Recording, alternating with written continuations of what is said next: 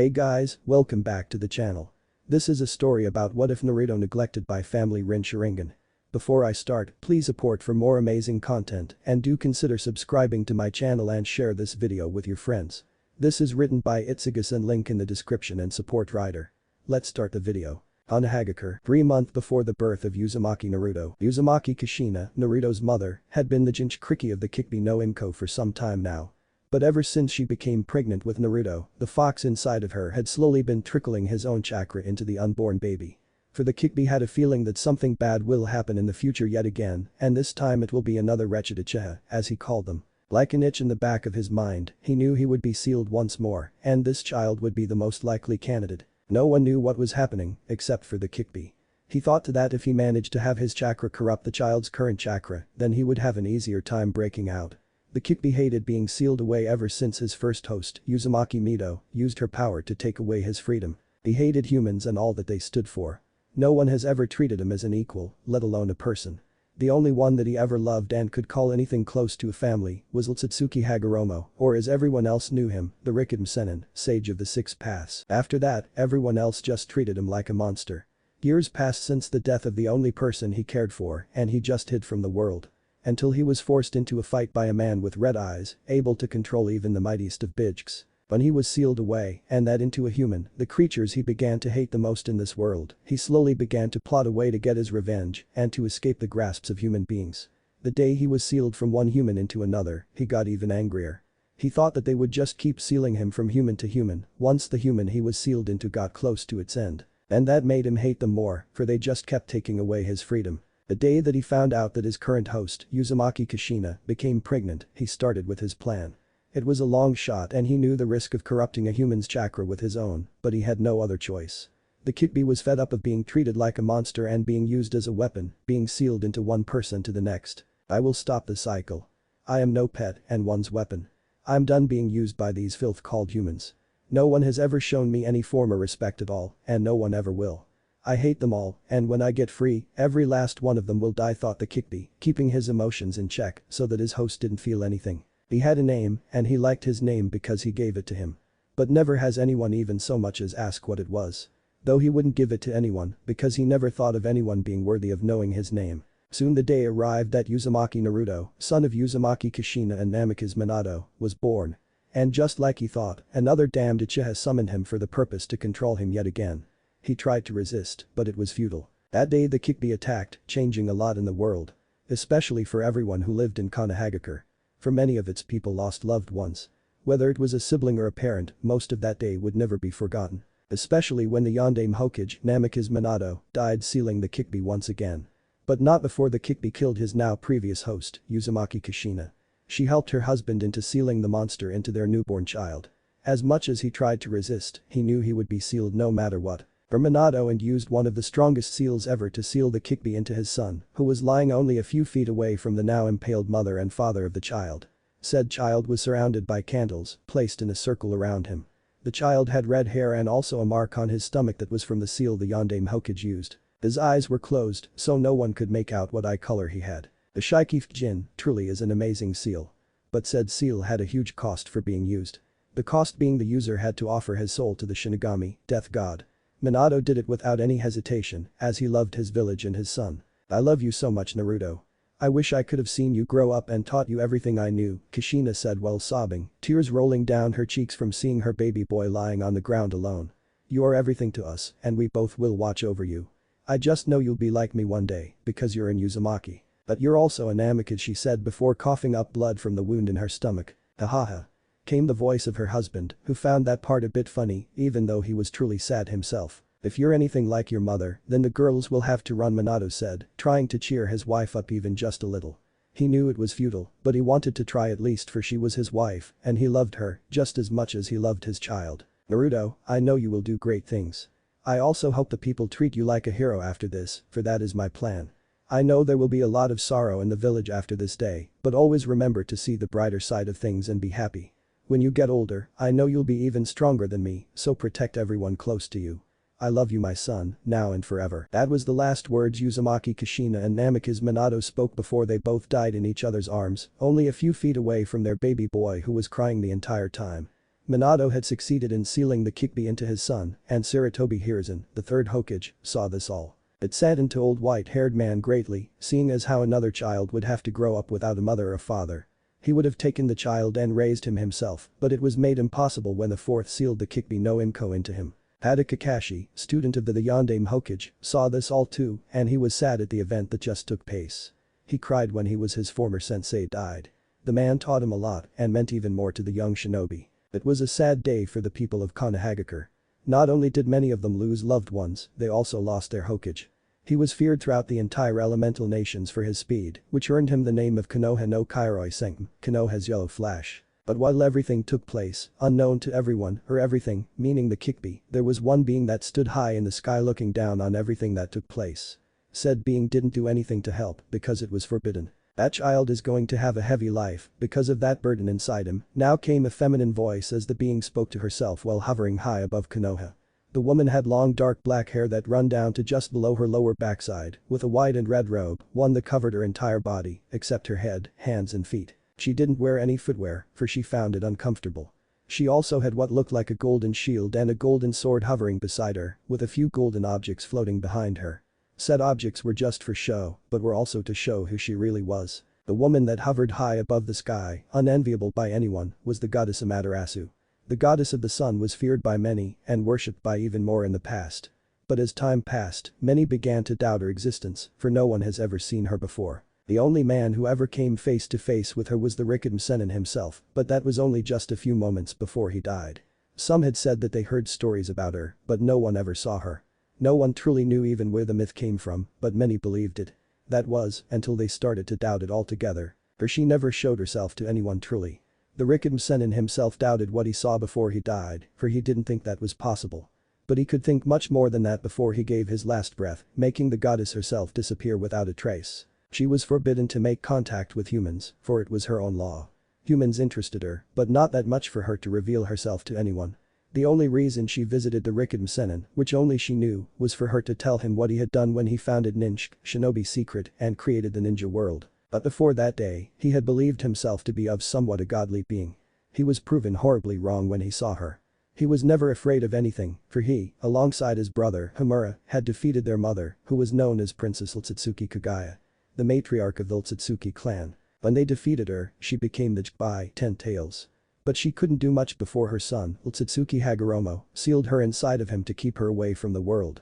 He had thought of his mother as the goddess of creation, for she had founded what was now known as chakra when she ate the fruit of the god tree. She, in her Jibai, didn't even scare her, ever. But the sight of the goddess of the sun herself terrified him beyond belief. She had, before his death, let him feel a mere glimpse of her power. And that glimpse was more than what her mother ever had, even with her full power. That day, he truly felt small in someone's eyes. He also believed that said goddess would even be able to have killed his entire family without even blinking an eye. But her only and last words before his death made him nearly pee himself. Who gave you the right to create a ninja world? And who do you think gave your family, mother included, those eyes? For what your family has done, every last one of you will be erased out of existence. The world may come to know you, but your legacy stops here, was all she said before he died. She had watched over humanity all these years, ever since the beginning. She felt sorrow when people died, but that was a part of being human. She hated when others picked on someone else. But she had at least saw some good in a few people. Amaterasu never once helped anyone much, aside from whispering into ear every now and then to try and help the person make a better choice. Sometimes it worked, but most of the time it didn't. For she saw that most humans just wanted more and more power. She hated what she gave to them all those years ago. The Sharingan was her worst gift to humanity that came from Otsutsuki Kagaya. But she also pulled some power away from it, such as the way to get it and also the Rinne Sharingan. She believed no human had the right to have those eyes, for they only brought out the madness in people and the want for more power. It was proven right once more when the fight between Uchiha Madara and Senju Hashirama. For the Uchiha had used his eyes to control a Bijik, and the strongest among them also. That only got her more angry than she already was for allowing mankind to have the eyes. But she couldn't take them away now anymore without revealing herself at it. She was at least a bit more happy when the Senju defeated the Uchiha and saw the good in the heart of the man known today as the Shodai Hokage, first Hokage. And at least the other eye she gave Kagaya didn't end up being that badly used. So she didn't take any of that power away from its users. But she feared the day that he would have to reveal herself to mankind to stop yet another war. Amaterasu hated the wars that started all become of human wanting more power or wanted to control the entire world. She made it her duty to check upon mankind every now and then. But she at least hid herself well, for she was the only true goddess that ever existed. The rest of whom people believed in were just stupid to her, for she didn't even know where people got those ideas. She hated the idea of what they believed in, for it made her feel lonely. Though being the goddess of the sun had its ups, it also had its downs. She could never show herself to anyone, for that would scare them just like it scared the Rikidem Sennin himself. For such a powerful man to become that scared of just seeing her made her to make a law for herself to never reveal herself to another human again. That didn't mean she couldn't reveal herself to the beasts of the earth at least. Amaterasu did, over time, reveal herself to each and every one of the 9 Bijks. They all cowered in her presence, for she let out a glimpse of her killer intent. The Kikbi was the only one who wanted to fight her, for she somewhat looked human to him. But that was his last mistake he ever made with her, for she almost killed him and being made out of chakra with just a mere flick of her finger. That also made the Kikbi respect her because she told him about the man he cared for long ago. The only thing she told every Bijk was that none of them may ever tell any human about her or else she would erase their very existence. They all feared her but also respected her. For the only reason she even made herself known to them all was for her to tell them what would happen once they all got fused back together once more. And that was something she would never allow. But now she saw the Kikbi attack and almost destroy an entire village and to be sealed once more at the sake of another man's life. She hated the idea of a child being burdened with such a fate. A child that was only born not even a few hours ago. A child who had no one he could call family anymore. All because of an Uchiha yet again. I may not interfere with mankind, but that child I have a feeling about him. A feeling I've never had about anyone or anything ever before. I've seen some good people, but that child intrigues me. Let's see what happens of him once he becomes older, came the angelic voice of Amaterasu herself as she spoke to herself once more while looking at the blonde-haired boy with blue eyes. I guess I'll see you soon again, Uzumaki Naruto. 3 years later, a lot has happened to Uzumaki Naruto. But none good at all. Especially on his birthday, which is today once again. Since the Kikbi attack on Konohagakure, everyone became to hate the young Uzumaki. Some even tried to kill him or hurt him badly. They didn't care that he was a baby, for they all saw him as just a mere reincarnation of the monster that destroyed their village and killed their loved ones. But it was made impossible to do so when Sarutobi Hiruzen made a law that forbid people to hurt the Uzumaki. Thought that didn't stop them from doing other things to him or even hurting him when no one else was looking. In the 3 years since he was born, Naruto has been in 2 orphanages. The first one refused to feed him, bathe him or even give him a proper place to sleep in. Hiruzen was furious when one night, when he wanted to go visit the young boy, found him outside of the orphanage and in a box. The only thing that covered him was an old ruined piece of newspaper. But the thing that made the 3rd Hokage even angrier was when he found burned marks on the boy, who was at the time just 9 months old. Said burned marks were caused by cigarettes. He also found a few cuts of the baby's arms and legs that clearly came from knives. The old man was so angry that he put the warden of the orphanage in prison for life. He wanted to execute the man, but couldn't because he couldn't find any evidence that said man was the one that did it. But he put him in prison because the man was supposed to take care of the baby. Hiruzen wanted to adopt the child right then and there, but was refused to do when by the council, and because of him being their Hokage. That led Naruto to his 2nd orphanage, where he didn't receive much better treatment. They hit him every now and then, meaning the warden and everyone else who lived in the orphanage. But not hard enough to leave marks. They wanted to take out their rage on the young baby, for they all saw him as the monster's Kikbi. They even started to call him Akuma, demon, or Bakujitsun, monster fox. As soon as Hiruzen heard this, he made another law. A law to never mention the Kikbi, or you will be executed. Thought that yet again didn't stop the people and children from tormenting the baby that turned 3 today. During that time, he got hurt even more. Some people even tried to smother him to death, or even to drown him. They were of course accepted by Hiruzen, but they didn't care. For they hated the young Uzumaki with all their hearts and wanted him dead. Some of the people even started to plot a plan to try and get the Uzumaki child and to kill him someplace where the shinobi couldn't see them. During the 3 years, Naruto never even once got anything good to eat unless Hiruzen somehow got some spare time to treat the baby himself. But that was very rare, seeing as how the village was still recovering from the attack that happened 3 years ago. So he only, at the most, got 4 good meals, which was just normal baby food in all this 3 years of being alive so far. Naruto never even felt the comfort of a normal warmed bed or a blanket. The only reason he was able to survive all these things that happened to him, which no one knew how, was because of his chakra. The Hyuga clan never looked at the child because they didn't even bother to acknowledge his existence. Even the Uchiha clan hated him, for some people thought that they were the ones that got the Kikbi to attack the village. But that soon died down when they thought that it didn't make any sense since they are also residents of Konoha and they too lost people in the Kikbi attack. So they all just kept with blaming Naruto for everything.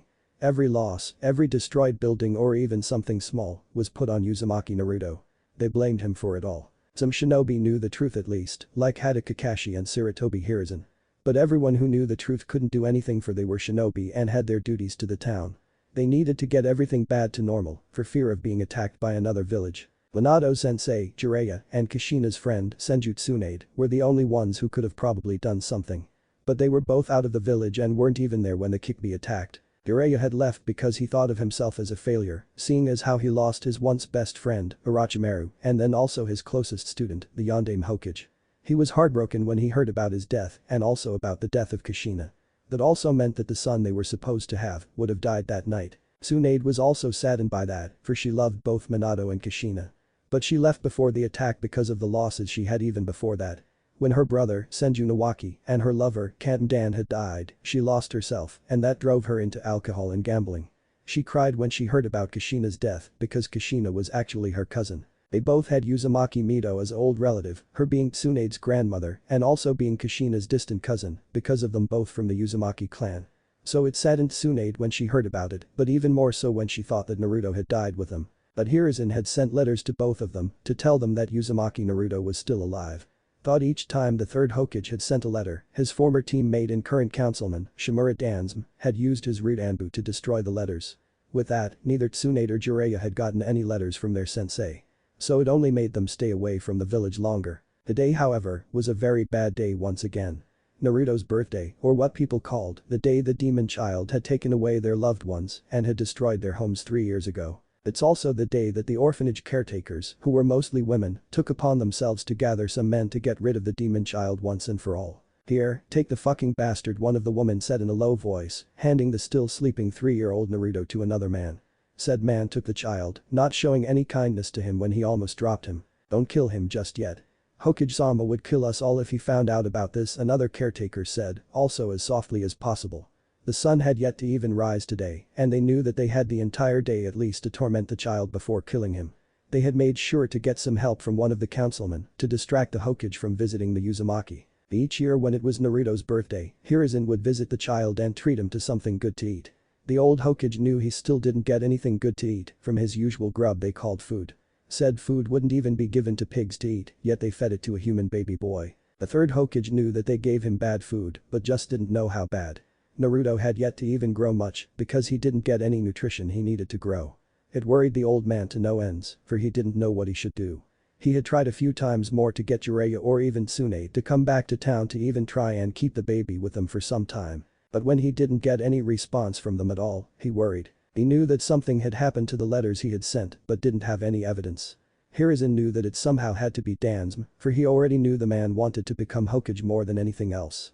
Yet he never had the support from any of the councilmen, so he couldn't become Hokage, no matter how hard or tried. And that frustrated the old one-eyed man to no end. But he was a patient man, so he could want a bit long.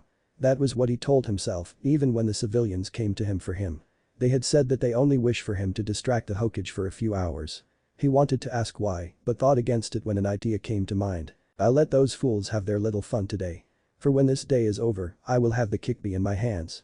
Hiruzen will believe that they had fled with him and he will send Anbu after the people. But I will be the one to take the boy into my root and train him myself to be obedient to me," alone Dansum thought to himself, showing a clear smirk across his face. It only took a few men to hide the child and they hid him as good as possible so that no shinobi could see the child. Some people even saw what they were doing and decided to help the people. Others even asked if they could join, for they all wanted a piece of the monster soon enough. 20 people had joined the little party. The others had been off to feast, for it was also known as the day the Yondaime Hokage had beaten the Kikbi, and that was a huge celebration for many people. The people who were taking Naruto deep into the Shinomori, Forest of Death, located at Training Ground 44, had all used the feast as a distraction from the shinobis. They were glad that no one was guarding the forest today, which made it so much easier too for them to get into. Though some were scared to enter the Forest of Death because of all the things they've heard of it, but that fear quickly went away when the men started saying death to the monster. It only took them a couple of minutes to head as deep into the forest as they needed to for them too out of sight from anyone else who could have seen them. But they thought that even the gods had been with them today when no one came after them, let alone saw them or paid attention to them. They stayed in that forest for some time and some were already beating up the 3-year-old child. Everyone had believed that a normal 3-year-old child would have died long ago from the way they treated him, which they all thought he deserved. But seeing that he was still alive made them even more think that he truly is the Kikbi no Imko in his reincarnation form. So they quickly started to beat the child by kicking and hitting him. This time tough, it was not soft at all. The villagers started kicking and hitting him with all of their strength, getting a loud cry from the baby Naruto. "Serves you right, demon." A villager with brown hair yelled while kicking the young Uzumaki. "You killed my wife." Another one yelled, kicking him even harder than before. "This is for my brother and sister, you fucking hideous monster." Came the voice of another man as he punched the red-haired so hard that some of his teeth, the little he had, flew from his mouth. But when they saw that he started slowly healing himself from all the bruises and lost teeth he got, they began to get even more angry. "Fuck this. He has to die today. It's a fucking monster that's already healing himself." The first man with brown hair yelled as he took out a knife and without hesitation, stabbed the blonde in the side of his ribs. They got an extremely loud cry from the red-haired baby, who has never felt such pain before. He couldn't get away, for couldn't even walk let alone say anything at all. He's a 3-year-old baby who couldn't even speak very well, for no one ever took the time to teach him anything at all. Another villager had gotten a knife of his own and stabbed the boy right in the stomach, then slashed him over his chest. After that one more man came and kicked the blonde with all his might, which caused the blonde to spit out a lot of blood and also the remaining air in his lungs. They didn't want to give him time to recover, so they kept hitting and stabbing him all over his body. But for some reason, the boy never fell unconscious or gave up to try and breathe. That only got the villagers more angry as a man quickly grabbed him by his throat, holding him high up in the air as he started to strangle him. Another man quickly got out some rope from a bag he brought and with the help of the others, they quickly got it over a branch. When he was done tying the knot of the rope to fit the side of a rope which was meant to hand someone, they quickly placed the child's head through the rope. Thought they kept him up in the air a little while longer for another man to run towards the child as he thrusted 2 huge knives through the child's stomach. Unknown to them, they had hit the seal that held the Kikbi. When they hit the seal, it caused said beast to awake from his slumber. Somehow when he was sealed inside the child, he was put to sleep immediately. That forced him to be unable to continue with his plan to escape. But when he woke up and saw what was happening, he got angry. Very, very angry. He didn't know why, but seeing how they were currently treating his host, which he believed wasn't even old enough to even probably walk, he got angry. But before he could do anything, a flash of the boy's life flashed into his head. The Kikbi saw how they treated his host. Well, he had no fondness for any human at all and hated them with all he had. When he saw those images and what they were currently doing, he screamed. And he screamed loudly with a huge roar. "Get your fucking hands off of him, you useless excuse of fucking humans. He's not even old enough to fucking walk and you treat him like shit. I'll murder every last one of you when I get out of here. I'll burn every last one for you alive." Though no one could hear him, for he was behind a massive cell. He tried hard to jump through it, believing that he could break it if he tried hard enough. But nothing worked. He didn't like the boy when he saw him the first time, when Naruto was born. But this, and everything else he saw, made the Kikbi hate humans even more, if that was even possible. It also made him, somehow, care for boy. But most of all, it made him feel guilty. For they were doing all of this to this young boy because they all thought he was him. The Kikbi. Outside, the people kept torturing him. They decided to not hang him, rather have more fun with the baby boy. But when he started to cry again, it pissed them off. One man grabbed a knife and cut the boys through as deep as he could. When Naruto opened his eyes a little when he felt his throat being slit, it got another man to grab the knives that was still inside his stomach to get them out and slashed his eyes out. That hurt Naruto even more than he has ever felt before and he believed that today he was dead. Though for someone so young, he didn't know what death even was. Another man grabbed the huge knives from the man that just cut his eyes out and cut both his hands off. That forced Naruto to fall into unconsciousness as he was losing way too much blood way too fast. But unknown to everyone, the goddess of the sun had come back yet again to check up on the young boy she found interesting. She did check up on him each time it was his birthday, for she was there when he was born. But when she couldn't sense him, it started to worry her. And that felt odd, for she, Amaterasu, had never worried about anyone before. She quickly closed her eyes and sensed for said boy that she was currently worrying about.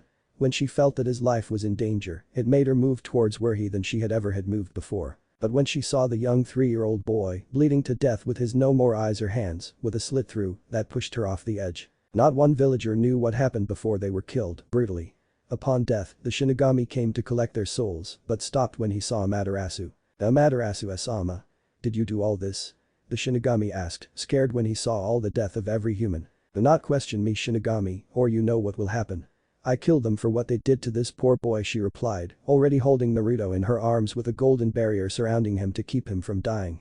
Inside Naruto, the Kyuubi was already trying his best to heal the boy, but it was hard when he was being the seal. Of course Amaterasu Asama, he replied, showing how worried and afraid his was of her as clear as day. I felt the boy while you're holding getting close to death himself, the Shinigami continued, slowly collecting the other souls of the dead humans. You will not touch this boy's souls, ever. Not unless I say so. Do I make myself clear?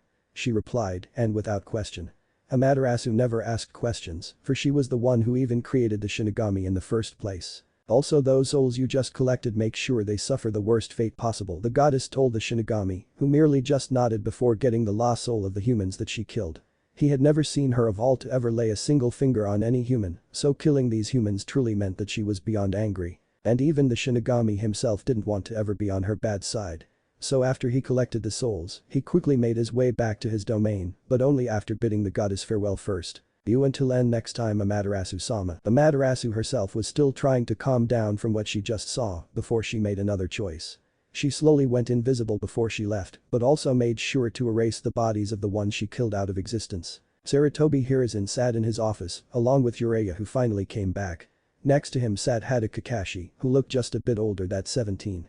Beside the white-haired man sat a young woman who looked to be somewhat a few years younger than everyone else in the room, with long black hair and beautiful red eyes. Also known as Iki Kurenai. There were two more people in the room. One man had a green spandex on and had huge eyebrows.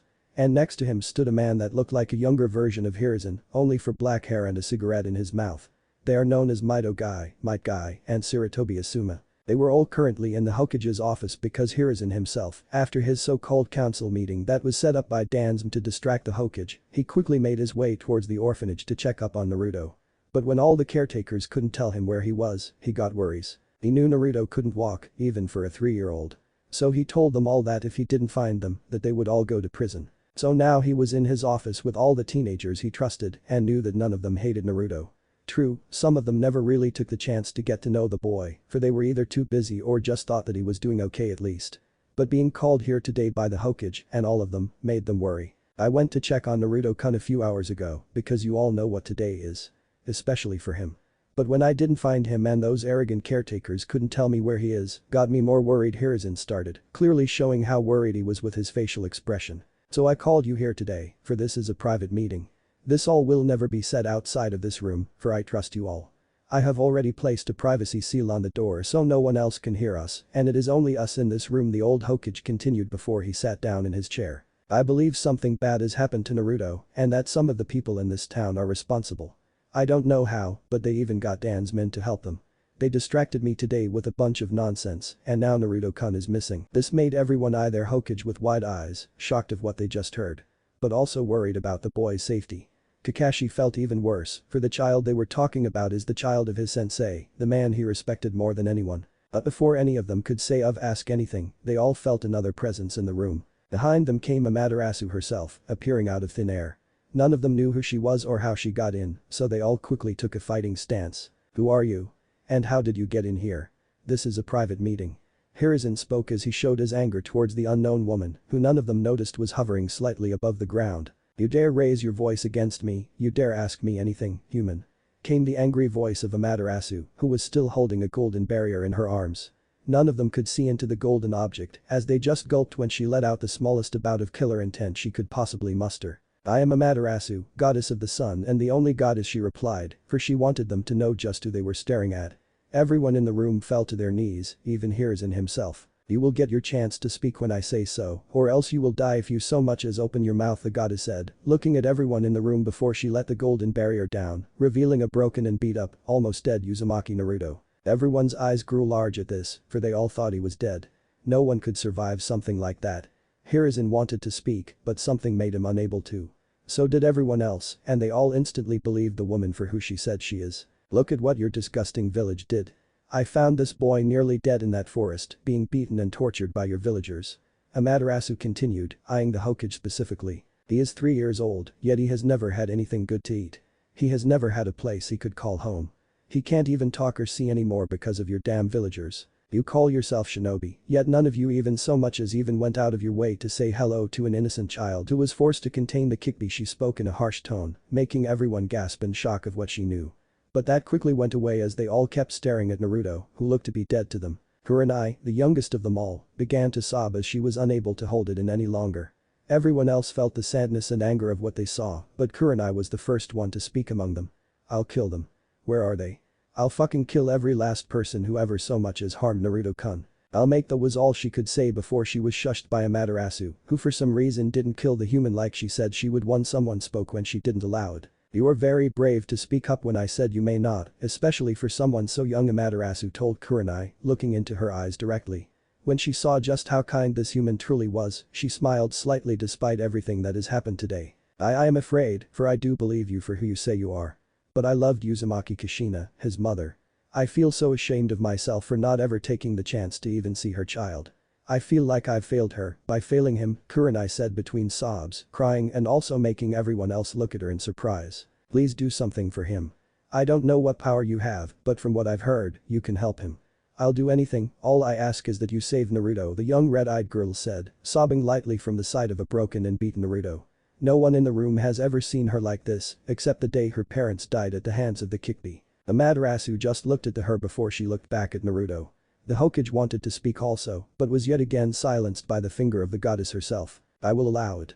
I came here to see how Naruto is doing today, and this day has made me regret a lot of things.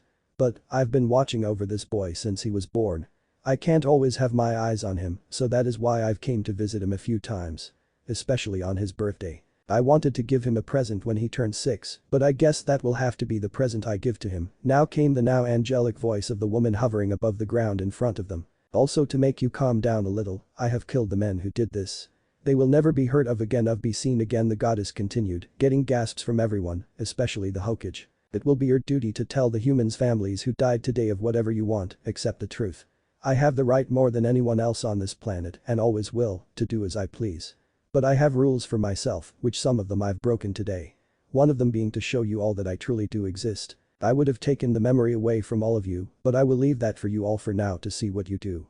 Say anything about me to anyone else, and I will erase your memory of meeting me, Amaterasu said once more, before placing her hand over Naruto's left hand, then to his next. Both times, she quickly healed and restored his hand, but also with some hidden abilities that she didn't want to let him know just yet. Then she placed her hands over his throat, healing him instantly. She healed every part of his body, but unfortunately some places left scars, for they were cut too deep. Amaterasu could have healed even said scars, but wanted them to have a reminder of what they all will do in the future, whenever they see this boy's body. She then placed her hands over his eyes, healing them, but also spoke up once more. I am giving this boy something that will be of great use in the future to him. It will be eyes that not even that accursed Sharingan can or ever will be able to match, came her angelic voice once more, but this time she looked straight into Kakashi's only visible eye. He gulped when she saw those eyes of hers, already fearing that she might take his covered eye. Do not fear, human. I will not take your eye. You are not of that damned Uchiha clan that goes crazy for power, she spoke, eyeing Kakashi specifically before looking at the Hokage next. These eyes will also not ever be able to pass to anyone else, should he someday have a family. They will not have these eyes, and no one else either. And should someone be foolish enough to want to take them by force, then they will die instantly before even getting to them. I will continue to check on this boy from time to time, for I still want to see if he is worthy of everything I just gave him. I still have some things that I will give him if he proves himself worthy, which I believe he will. For all your failures, she spoke, looking to every single one this time before continuing. You will all be tasked to teach this boy whatever you know, until he is able to protect himself. But then, I will teach him a few things myself. Thought, that part I'll erase from your memory soon, for only he, the kickbee and this young girl here, she pointed to Kurenai, who has stopped crying but still looked very sad, can know. Kurenai had, in this short moment, started to care for the boy in the arms of the goddess herself, more than almost everyone she has ever met. For his mother taught her a lot, but meant even more to her. They all nodded, not wanting to upset the goddess.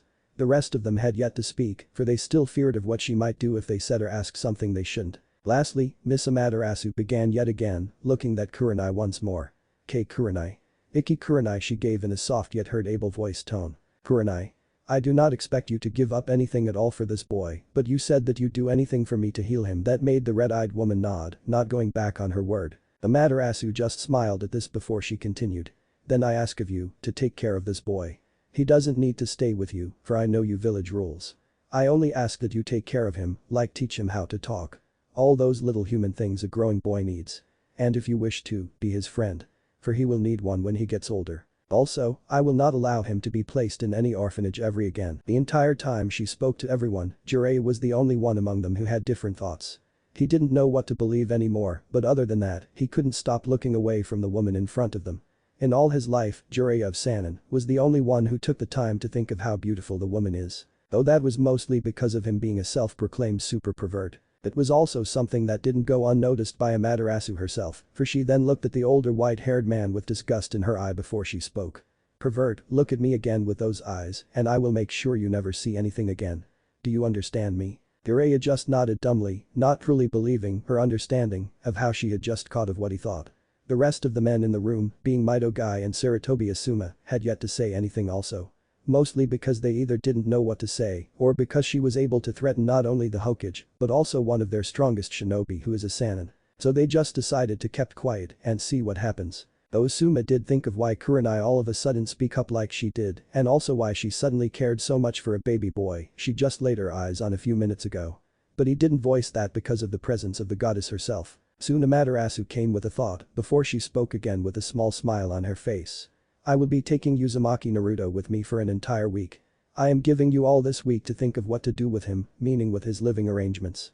I do not care what you come up with as long as it's not any orphanage or anything that could harm Naruto. When I return, I expect an answer," came her angelic voice once more and one that every person in the room liked hearing. The Hokage was the first one to speak up after such a long time of silence from the members of Konohagakure. "We understand, Amaterasu-sama. I do feel very ashamed for letting this happen and I will come up with an appropriate solution within the week." Though Hiruzen didn't know what he was going to tell the people who asked him what happened to the villagers or of what happened to Naruto.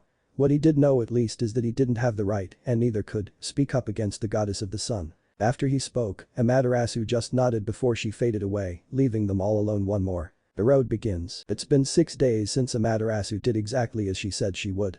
She, the goddess of the sun, actually took a human baby of 3 years old to her place that is unreachable for any human. Said place was only reachable if Amaterasu herself allowed it and she has never done so before until 6 days ago when she brought little Naruto with her. Naruto wasn't exactly awake the entire time. For he was still recovering from his wounds. True, Amaterasu could have healed him so much that he would have awoken the minute she touched him, but she was also testing him. Even if he was just 3 years old still. The power she bestowed upon him wasn't something she'd ever give to just anyone. Heck, she was still a bit nervous about doing it. But she wanted to give the red-haired boy a change, for she saw something in him that no one else saw. Well, maybe that red-eyed girl saw it too. Who knows? I guess only time will tell, she thought while looking out into the world. From where she stood, she could see anything she wanted to. Though she didn't want to see everything, for the world was cruel and humans did a lot of things she didn't like. That was her reason for never interfering. Along with her rules she made for herself. For humans have freedom. But if she just looked over everyone and interfered each time something bad happened, then how can humans be truly free? And how would human ever learn from their mistakes? She thought about that a lot, but decided to never pay much mind to it. She did find a few things interesting over the years about the human race. But never something as interesting as the baby she was currently holding in her arms. Uzumaki Naruto, though only 3 years old, had a heart of gold and was so warm. She saw that from just looking at him. Or more precisely, at his heart. The goddess still wanted to see what would happen when he gets older, so that's why she made it, so that when he becomes of age and truly shows he is the right one, that he will unlock the eyes she had given to him. She, Amaterasu herself, was the one that created each eye that ever existed and she's the one that started everything. When Utsutsuki Kagaya, or better known as the matriarch of the Utsutsuki clan, came to Earth, Amaterasu decided to see if she could put a bit of trust into said woman. She did so by bestowing the ninjutsu known as the Byakugan, wide eye, to said woman. But she later relished her mistake when the Utsutsuki matriarch consumed the fruit of the god tree and became the first wielder of chakra. Sure, Amaterasu knew that said ninjutsu was useless without chakra, but she wanted to know if the woman was worth of even wielding it. She would have given her chakra when the time was right and if she proved herself worthy, but when she ate the fruit, Kagaya just truly proved that she wasn't worthy. Amaterasu wanted to take everything away from her, but knew that she may not interfere with anyone on Earth, even if they were not from Earth. She followed her rules. She knew the reasons why Kagaya ate the fruit of the god tree, but that was wrong, for when she ate the fruit, she obtained the most powerful ninjutsu that Amaterasu never intended for anyone to have, the Rinne Sharingan, Sax Rock Hoppy Wheel Eye. But what made her more angry is when said woman called herself a godlike being that would end all the conflict of the human race, and she did so by using her newfound power of the Rinne Sharingan to stop all the wars. But her method was cruel in the eyes of Amaterasu. The method of using a genjutsu called Infinite Tsukiyomi. Said genjutsu placed the entire world in an illusion. Each person had their own illusions, for everyone got what they wanted the most in this new dream world. So Amaterasu, being angry, used her power to place a small yet deadly virus inside Kaguya that began to eat at her heart. Kaguya didn't know why she suddenly became sick.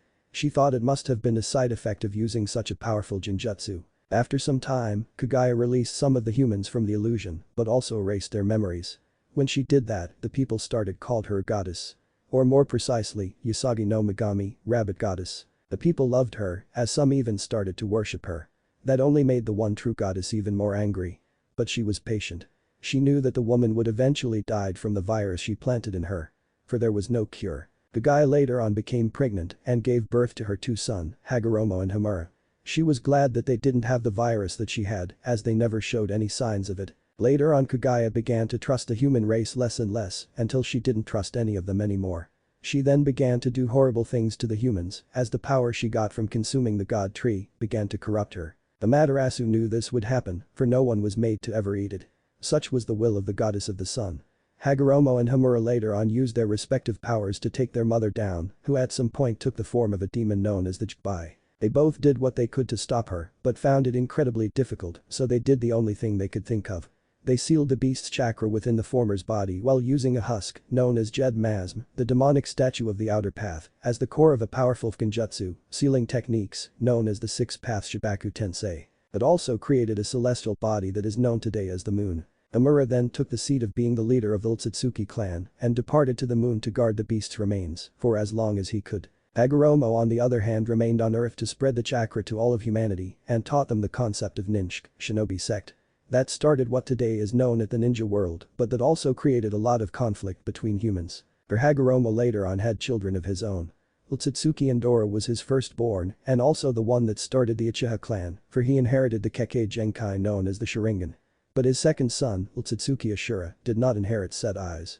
Though he did start the clans that is today known as the Senju clan and the Uzumaki clan. Time passed for the Utsutsuki clan and eventually Hagoromo fell sick, which would eventually lead to his death. But before he died, he gave the leadership he had to his second son. Endora, feeling betrayed by his father, started a war against his brother for the right of being the ruler of the world. Though Ashura didn't see it as such, for he only wanted the peace his father wanted. But there was one thing that no one else saw that happened just before Kaguya was sealed off. Not even Amaterasu saw it, for she didn't pay attention. Kaguya created a being and ordered it to free her eventually. Said being then started to manipulate members of the Uchiha clan, for it wanted to see if there would be anyone that could awaken the Rinnegan. Though no one awoke it until the day Uchiha Madara did, but that was only mere minutes before his death. The being did whatever it could to save the Uchiha and to hide him from the eyes of the world so that he could manipulate even more people. The being liked the game of using human in a way that they thought was their own will. Amaterasu didn't pay attention to this and neither did anyone else. The being later revealed itself to Madara as being called Black Zetsu and also told dying Uchiha about its plan. Well, only some of it, for Black Zetsu was, and still is, loyal to only Kaguya.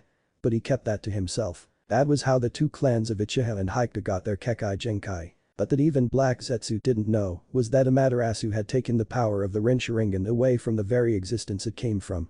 The day Utsutsuki Kaguya got sealed, the goddess herself took away that power so that no man can ever wield it again. She only let Uchiha Madara awaken his Rinnegan to see if she could maybe change the man somehow before he died, but that was to no avail as even she thought the man died. She didn't look at his death or even the entire battle that happened between the Uchiha and the Senju, for she was disgusted with how mankind just kept on creating wars after wars, all in the name of power. Every heart she looked at had hatred in it the day the person was born. Some had more than most, others had lesser. But they all had hatred in them. Especially the Uchiha. That all changed when Uzumaki Naruto was born. She looked into his heart and expected to see some form of hatred, but saw none. She then kept looking at the newborn baby when he got the Kikbi sealed inside him. It pained her to see the beasts getting sealed into humans and got their freedom taken away from them. But that was also why she revealed herself to each and every one of them the day the Rikidon Sennin created them by splitting the Jibai apart. One day, you will all be free. It might not be as how you wanted, but you will have freedom is what she told them when she visited them. At first they got scared, seeing how powerful this new being truly was. Some of the beasts questioned her, only to be silenced in an instant. She also wanted to tell them all of what they truly were, before they are as they are now. That day they all gained even more respect for their father, but even more so for the goddess, as she revealed something to them that not even the Rikidem Sennin did. When Naruto got the nine-tailed beast inside of him, she expected to see some form of hatred to begin to reveal itself in his heart, for the Kyuubi did, and still does, bear so much hatred for the human race. But still she saw nothing of the sort. Deep inside every human's heart, there was hatred for something, not matter how small. Even if it didn't exist when they were born, for their hearts and brains were too small to understand something like that, she still could see hatred in them. For Amaterasu could see into the future of a person's heart and what could, or would, become of it. Sometimes the hatred she saw was small, but grew over time. Other times it was huge, but began to dwell a little bit as time passed. But it never faded. She could even see their souls, and saw that a small part of it was corrupted by the hatred in their hearts, but that also grew for some people, and lessened for others. Though still, it never faded. Until the birth of Uzumaki Naruto. No matter how hard and far she looked into his heart, she never saw hatred of any kind. So she decided to look over him from time to time, to see if something would change. He was treated worse than any other human in existence his age, and he was still just a 3-year-old boy. But when she saw that said boy was close to death by the way the people treated him, the way they beat him and tortured him to no end, Amaterasu felt something she herself never felt before. She didn't hate, she didn't curse humans, she never even loved humans. She only cared for them to some extent. That is why she never let anyone, the living or the dead, ever even get close to her palace. The goddess could have if she wanted to, for even the dead could roam in her palace if she allowed it. But she never even thought of that, for she never cared that much for someone. But when Naruto came close to death, the goddess of the sun, for the first time in her existence, felt love for someone. She looked into his heart before killing all those people, and what she saw made her, Amaterasu, almost cry. She didn't shed tears for anything or anyone, ever. When she saw the small 3-year-old boy, who was close to death, still bearing no hatred at all for, she felt heartbroken. Said little boy of 3 years old still didn't hate the people who burned his skin. He still didn't hate them for how they treated him, or how he never got anything good to eat. Naruto never even one felt hatred when they slit his throat, cut his hands off or cut his eyes out. What he felt made her love the little red-haired boy. Uzumaki Naruto, even though he was sad and close to death, smiled. He thought of how they treated him, and if he could somehow make them happy by letting them kill him, then so be it. All he wanted was for them to be happy, even if he never experienced something like that. He felt their hatred for him in that moment and thought of how he could take a bit of it away and make them smile. His smile wasn't a true happy smile, but a smile of remorse for them. Not hate, but sadness. Naruto never felt happy, even when Hiruzen gave him those baby food that was meant to be good for him. He was sad and alone, but didn't hate anyone. When Amaterasu saw this, she cursed the humans for the first time. She made the Shinigami take their souls to torture them, the same way they tortured a little innocent boy who never even asked to be alive. The goddess felt angry at how humans could treat one of their own like that, and someone so young. That was when she decided to give him a change, and that why she is looking at is sleeping from now, laying in his arms. Prove yourself to me, and show me that you will never bear hatred. Then I will let you have the strongest power the humans can possess. I will let you, Uzumaki Naruto, have the Rinne Sharingan so that you can do with it as you please. If you show any sort of hatred, then I will unfortunately have to take it back. But something tells me, you never will. So when the time comes, you will be the only wielder of the strongest Kakemura bloodline encompassing, the goddess spoke, mostly to herself, because Naruto was still asleep in her arms and still being healed. Though he was fully healed already, she still decided to heal his mind to ease his pain. She felt how truly alone he felt, even now, and she knew that the only way he would not feel alone anymore is if he got someone that would love him for him. That only made her remember something, as she slowly sat down on the floor, still being able to look over into the world. Amaterasu closed her eyes and entered Naruto's mind, for she wanted to speak to the beast that resists inside him. When she opened her eyes, she found herself in a dark place. There was water underneath here, but she didn't touch it, for she just kept hovering above the ground. Then she saw the huge cage and slowly approached it. That was when she heard a growl, which made her raise an eyebrow. You dare growl at me? Came her angelic voice a bit loudly, almost as if she wanted to scream. This quickly got the beast's attention as he turned around from where he laid, only to have his jaw drop when he saw who it was that spoke to him. Amaterasu-sama. The Kyuubi yelled out in fear, bound before the godly being. To what do I own this pleasure? He asked, still with his head bowed down. It would have made any other being, human, alien or beast, laugh if they ever saw the strongest of the Bijk acting like a scared little child. But then they would do the exact same, for the being in front of him would make anyone wet their pants. Oh, I think you know. I mean, you have been awake for a while now. Ever since that accident, the goddess replied, but said the last part with a small venomous tone. That quickly caught the Kikbi's attention, as he lifted his head and showed a small sign of worry, but also a lot more hatred than before. He worried about the human child to which he would now call his jailer, but he would never tell that to anyone. But he also felt more hatred towards the humans, especially those who tortured the small boy. Seeing that the Kikbi didn't speak up, Amaterasu decided to speak again. I also heard what you screamed on that day and what you felt, she began, only to cross her arms and smile at the beast as she continued. Never did I think a Bijk, and you of all, would come to care for a human being. Seeing as how much you hate them and everything they've done to you. That only got the Kikbi to look away from the goddess, almost as if he was a child that got caught stealing cookies. He knew a small part of her power exceeded all of his, and he also knew never to speak up when she spoke or to make her angry. The Kikbi also knew lying would be futile, so he turned his gaze upon her floating figure again before he spoke. I hate the human, yeah, for all they did to me and my kind. They seal us up and take away our freedom. I wanted to escape this boy's seal also in time, but when I saw his memories and what those wretched lowlives did to him when I woke up, I got angry. More angry than I've ever been before, and I don't know why. Amaterasu just smiled and ever decided to not voice his use of cuss words. She just nodded before she spoke up yet again. I believe that you did what you did because you not only care for this boy, but you felt sorry for him. You know you can't lie to me.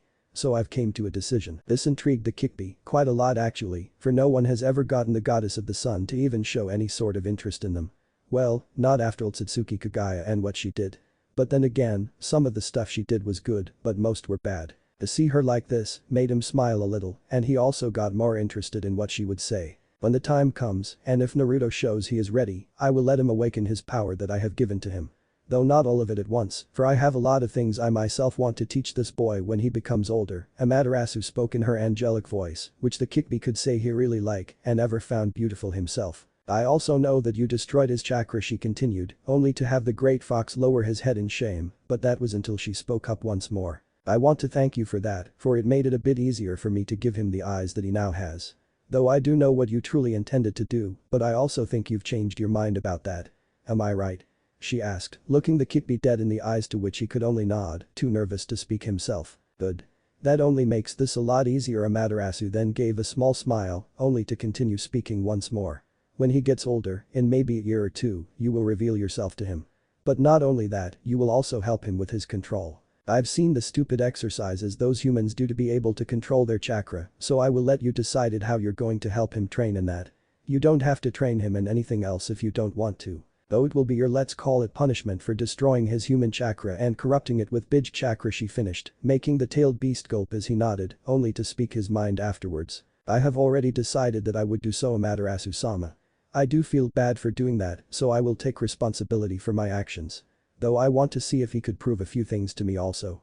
One being if he is the same as the other humans, not in heart like I now know he isn't for you being here. But I want to see if he is scared of me and what he would think of me also when the time comes, and also for what I did, the Kikbi said, still looking at the floating woman on the other side of the cage. Amaterasu only nodded, for she knew he was right. She still wanted to test him in a few things herself, but knew that it would have to be a while for that to happen. She then turned around, before she spoke one last time to the strongest Bij for the last time today. Then we will both see what happens in the future, Kurama. The goddess then took her leave, only to open her eyes from where she sat on the floor as she stood up, looking down at the small boy in her arms, who still had his eyes closed. If she stayed a little longer in Naruto's mind, she would have heard the Bij gasp, for she has never called any of them by their name, even if they all revealed it to her when they met. Amaterasu then looked down towards Konohagakure again, for the 6th time this week. Each time she looked down, she would take a few seconds to look at each of the humans she met with before. She wanted to see how they were, but mostly what they were doing. She worried a little, not knowing how they would act, knowing that someone like her truly does exist. Every time she looked at each and every one of them, she saw the same. Some of them changed a little as the week passed, but there was one thing they saw in each of them. They were all scared, except for the young girl who she spoke with. The only one who spoke up against her. The Hokage was trying to think of ways to help Naruto, but was more scared for knowing someone like she existed. The killer intent she let loose that day almost made them wet their pants. They still feared of what it could mean for them and what she was truly capable of.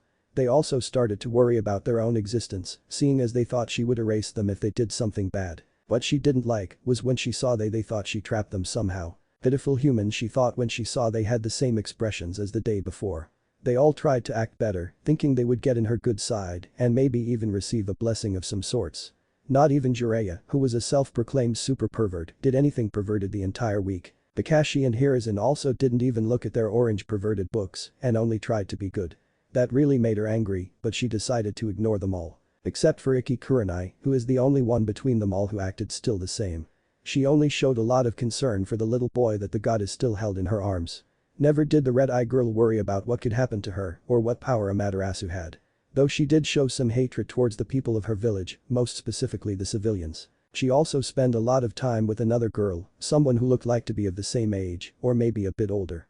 Amaterasu didn't know, but she thought said woman with red eyes and the girl with light brown, pupil-less eyes, short and spiky violet hair that is held in a fan ponytail, could only be the former's friend. That made her smile, as she saw the two of them acting normal, especially the Ikki girl.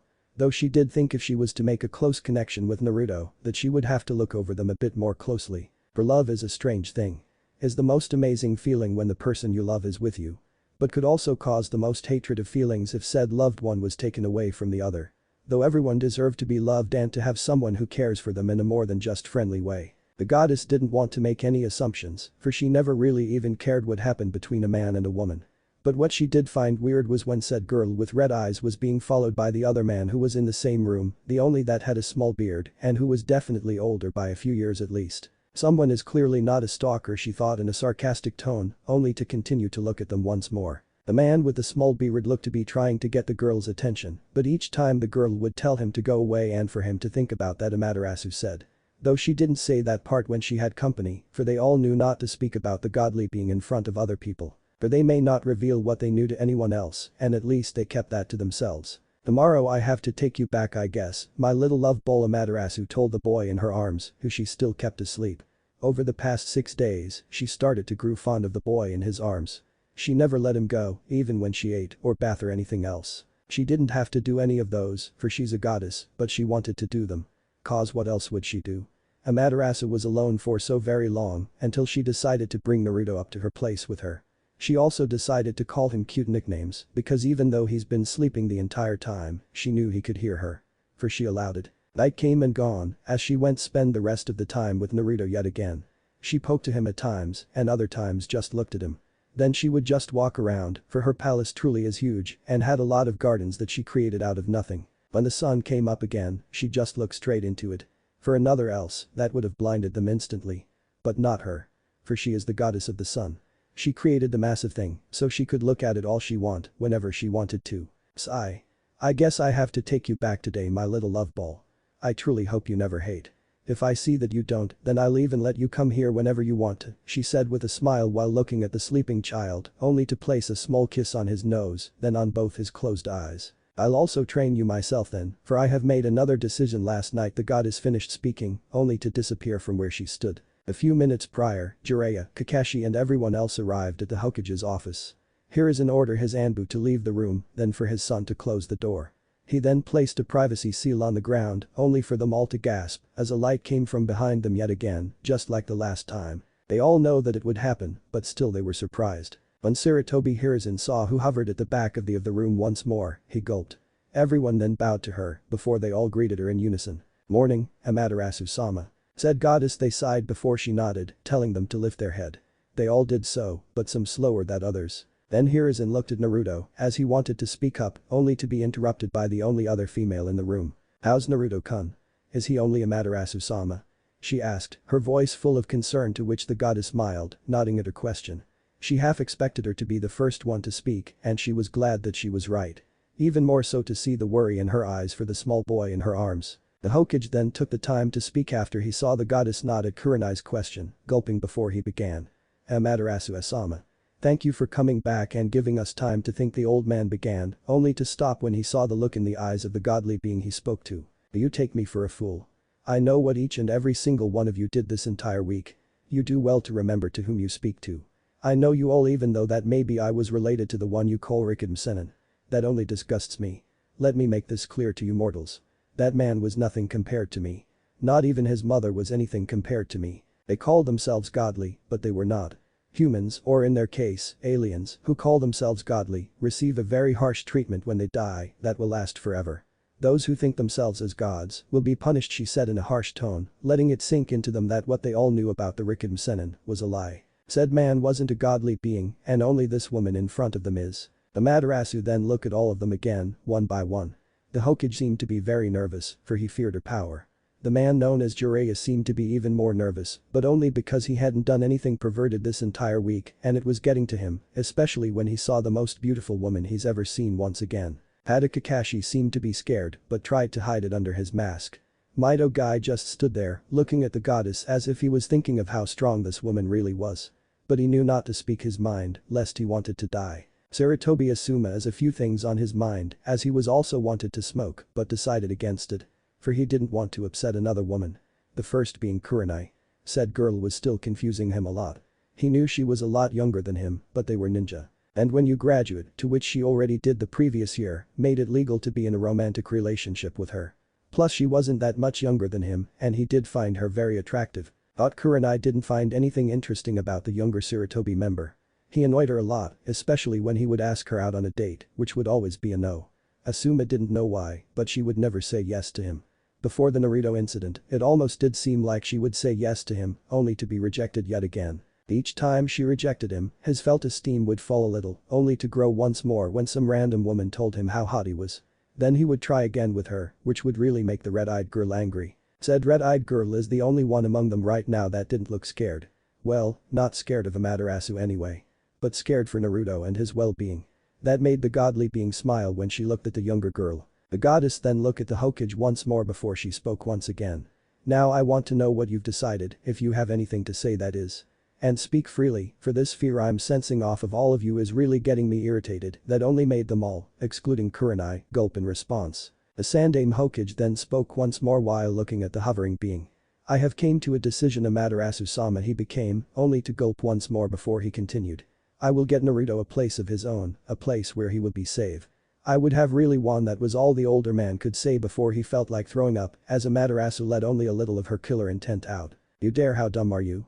You think these people of this town would leave him alone? How pathetic. And let me guess you can't let him stay with any of you because it's against the rules. The goddess said, feeling more angry than the last time she spoke with the people in the room. Everyone, excluding Kurenai, fell to their knees. Some, being Guy, Kakashi and Asuma, did throw up from the massive amount of killer intent that came from the godly being in front of them. The only reason why Kurenai didn't fall to her knees is because Amaterasu waited for her to reply. She didn't let her killer intent reach the small girl, for she saw the look of anger in her eye. Speak girl. I know you want to say something. Kurenai just nodded, not even gulping like the rest did as she began to speak. Sandaime-sama did tell us about his decision and it got me really angry. For she said, looking at the older man who was just barely standing from the amount of killer intent of which Amaterasu drew back, making the rest feel like they could breathe again. I want to take him with me. I know I don't have much to give, for I don't have parents anymore. They died when the Kikbi attacked our village, the red-eyed girl continued, fighting back the tears that threatened to fall to the memory of her parents. She then looked into the eyes of the godly being in front of her as she continued once again. But that didn't make me hate Naruto-kun. He never asked for any of this. It shocked me when I learned the truth of what happened, but I loved his mother for she taught me a lot. So now, I want to teach what I can to her son, and if you'd allow it, I'd love to take care of him and even eventually become his friend. He can live with me, if the Hokage-sama allows is. That made the goddess smile, for she saw the truth of the words the young girl spoke. No one else even dared to speak up, which made Amaterasu regret revealing herself to them all. At least I have made up my mind about that, she thought to herself before she looked at the old man, waiting for him to voice his opinion. You sure about that, Kurenai? Sarutobi Hiruzen asked, looking at the young girl, and the only one who voiced her opinion to the godly being in front of them. Everyone else was stunned by the as well, especially Asuma. He didn't know why, but that thought made him feel weird. Amaterasu just smiled before she looked at the younger girl once more. Everything that concerns Uzumaki Naruto doesn't concern the Hokage anymore. Or anyone else for that matter. You all failed him, and also his parents. I know what you all promised his parents, and none of you ever lived up to your promise, she said, making them all feel more guilty than before. The goddess then smiled as she looked at the sleeping Naruto in her arms, before she said something that shocked everyone to the core. I know his mother, and she is looking down upon him. She cares for him, and so does his father. But I will not allow my son to be with people who breaks their promises. That shocked everyone beyond belief. Even the Kikbi heard this, as he nearly fell to his side from what she said. Amaterasu of all beings, claiming a human boy as her son, now that was unheard of. The Kikbi just smirked. This kid interesting. The Sandaime then decided to voice his opinion of what she just said. Why your son? was all he could say, for nothing else came to mind. Amaterasu just smiled before she nodded, only to speak in his angelic voice once more. Yes, my son. I may not have given birth to him, but when I gave him the power he now holds, he became my son. But also not in the way you human think. His mother is and always will be Uzumaki Kushina. I just really love his boy, so I decided to look over him. Like you would call a guardian angel. Though, he is more my angel than I am his, to be honest, she finished, looking at the small boy who now had a small smile on his face, but still sleeping. He can stay with you, Kurenai. For I trust him with you. I will keep my eyes on him still, more so because I believe you will eventually fall in love with him, Amaterasu said with a smirk, which shocked Kurenai and everyone else. But more so Asuma, who passed out from what she said. What? Kurenai said, utterly confused. That only made the goddess giggle, something she has never done before either. Don't worry.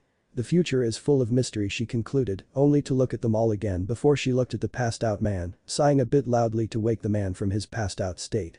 It worked, but he was shocked still from what she told them. Though Amaterasu didn't give anyone else a chance to speak as she slowly began to rise into the air. A massive light came from her again, but before she let her power out to do what she wanted to do, she spoke one last time to everyone in the room. If something happens to Naruto again before he turns 6, I will come back to show you what real fear feels like, she finished before the massive white light filled the entire room, which caused them all to fall unconscious, all except Kurenai. Amaterasu then looked at her, smiling slightly.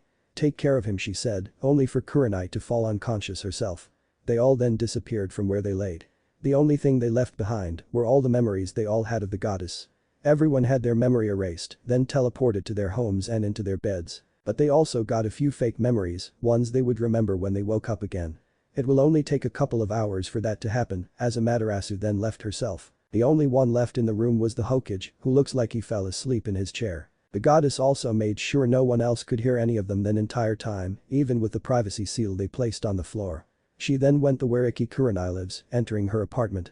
No one saw her, for she made it so that no one could see or feel her presence if she didn't want them to. The last thing she did before leaving was placing Naruto next to a sleeping Kurenai, who laid in her bed with a smile on her face.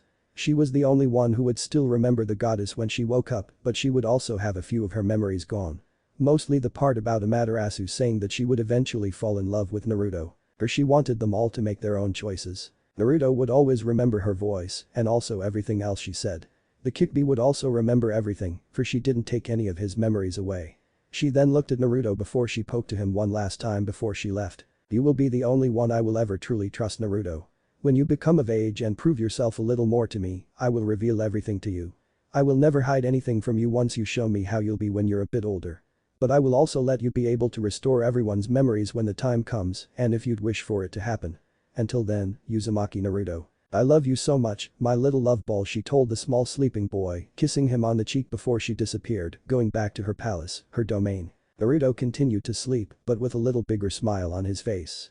His eyes opened a little before that, revealing something that would shock the world.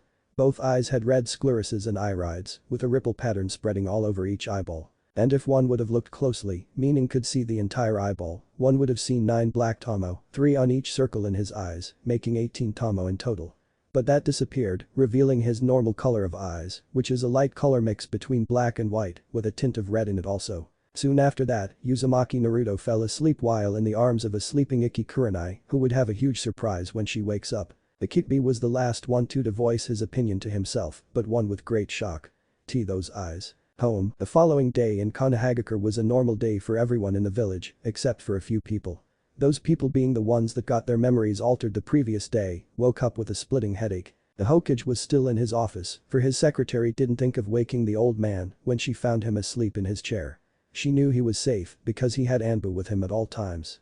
Even they didn't take to wake Hiruzen from his sleep, thinking that their Hokage most likely needed the rest. Only Kurenai had a small headache, for she only lost a few memories that got replaced with new ones if it was needed.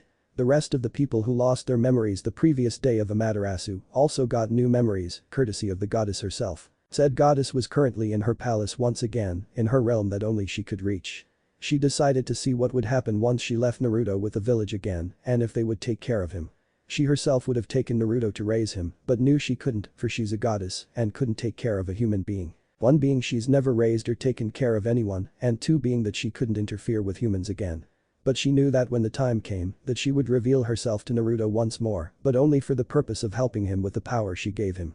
She loved the little red-haired boy, but knew that she had to keep her distance for the time being. Kurenai on the other hand didn't have to keep her distance from Naruto, for said young boy was currently sobbing softly while laying in the arms of the Red Eyes girl.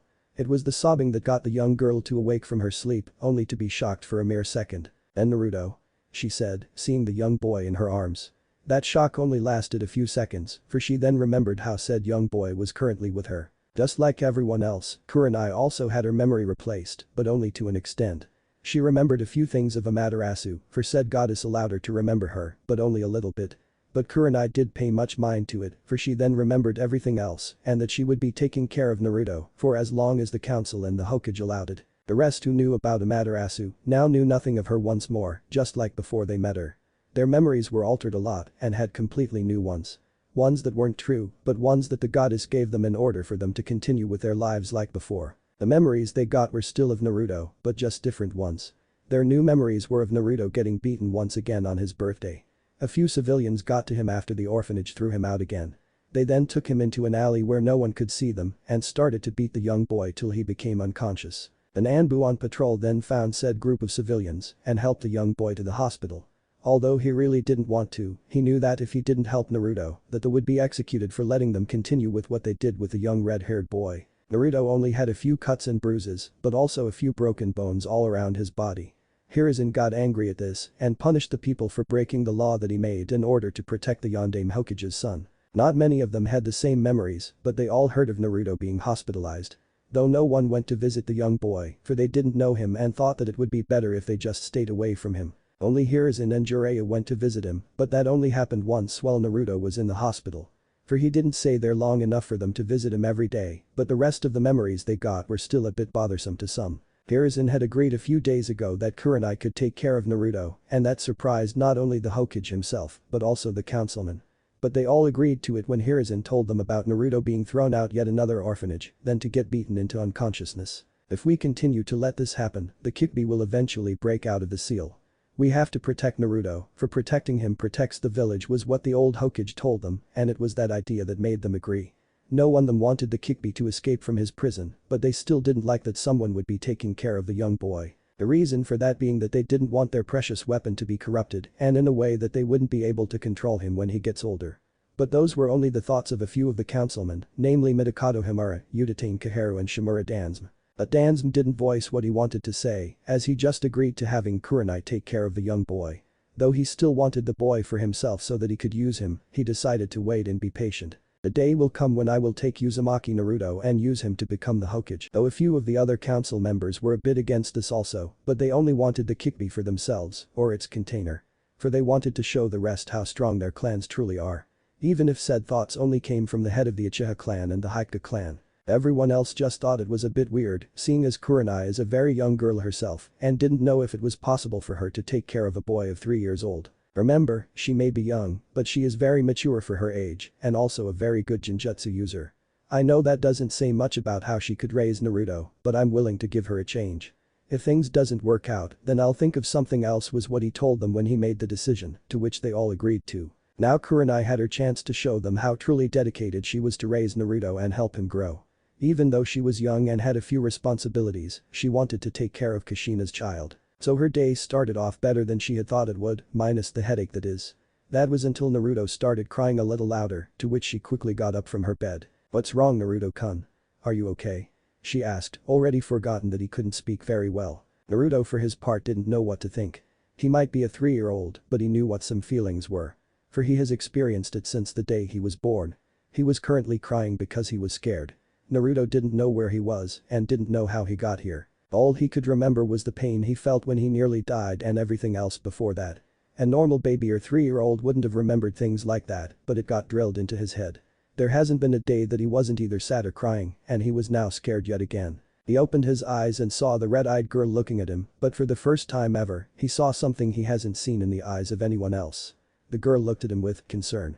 She looked like she was actually worried about him, so that made him cry a bit less. Naruto still sobbed though, for he didn't feel safe. He's never felt safe before and he has always felt alone. Kurenai saw this, thinking he might be scared of her. She, like everyone else that got summoned to the cage tower a little more than a week ago, was told of how cruel people were to him and what has happened in his life so far. "It's okay, Naruto-kun.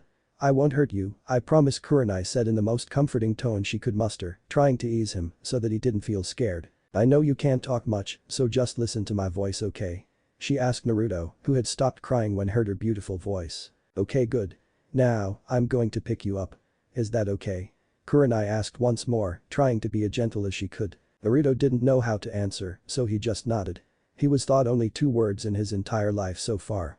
Those words being yes and no. He didn't feel the pain he felt the last time when he nearly died, so he thought that this young lady that was currently picking him up was the one that helped him and healed him.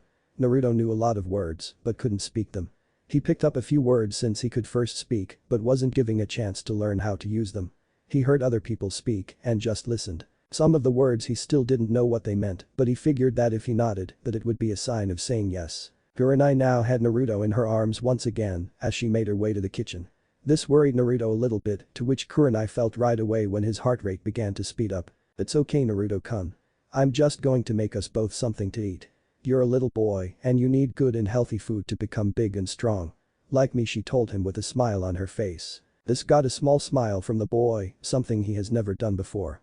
"Yes," was his reply, for he didn't know what else to say. When Kurenai heard this, she nearly dropped the young boy. "Why, you can speak, Naruto-kun?" she asked, clearly showing how shocked she was.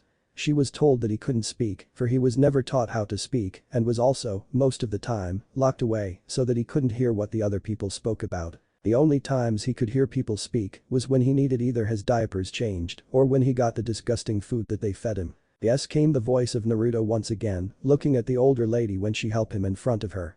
Kurenai was really happy at that, but also a bit sad. She was happy because he could say something at least, but sad because of him being 3 years old and could only say one word. She figured that he could say no at least also, so she tried to see if that was correct. "Can you say anything else?" she asked, looking him straight in the eyes. Naruto just looking into her eyes also, which he liked to look at when he saw how red they were. Everyone else's eyes he saw were either some weird color or brown. "Yes." "No," he replied, saying the only 2 words he could speak. "Oh, you're so cute," Kurenai said with a slight giggle in her voice, only to nuzzle his nose with her own. But that only made Naruto sneeze, for it tickled him. Kurenai giggled from his reaction, then went to look into his eyes once more. "I'm going to take care of you from now on, okay?" she told him, only to continue speaking. "And I won't let anyone hurt you. I'm a strong ninja, and I will protect you. All you gotta do is stay by my side." This made Naruto smile, nodding to what she told him. For some reason, the young red-haired boy felt more comfortable here than at the places he stayed at before. No one has ever told him anything like that, let alone speak to him much. The day continued on good for the two, as they even got a visit from a few people during the day. Their first visit was from Jiraiya, for he just wanted to see his godson. Naruto didn't know how to act around the old white-haired man, but he didn't cry when said man came through the door. Jiraiya had brought them, or more specifically Naruto, a small book which would help him learn how to speak. But he gave said book to Kurenai, for she told him that she would learn him everything that a 3-year-old should already know. Such as speaking and even how to use the bathroom if he needed to go. Naruto couldn't walk also, so he just crawled around the entire house when Kurenai either made herself something to eat or when someone came to visit them. Jiraiya stayed only for a little while, for he didn't know how to handle kids or babies. The second person to visit them was Asuma, but he mostly came to visit Kurenai and tried to ask her out on a date, to which she would just glare at him before asking him as nicely as she could to leave. Kurenai didn't mind talking to Asuma or any other male, even if they were older than her. But she didn't like anyone, for she had a couple of reasons for that. The first being that she hated perverts. She knew Asuma, just like Kakashi, was and still is, a pervert. For she had caught said men with orange books, that was the sign that only perverted people read. Her second reason for not liking anyone was that she wanted to focus on becoming stronger as a kunoichi. Kurenai, even at the age of 10, is one of the strongest ninjutsu users in Konoha. The only people who were truly better at it were the people from the Uchiha clan, which some people sometimes mistook her for. She knew she could get even better at it, and what is why she wanted to stay away from other people.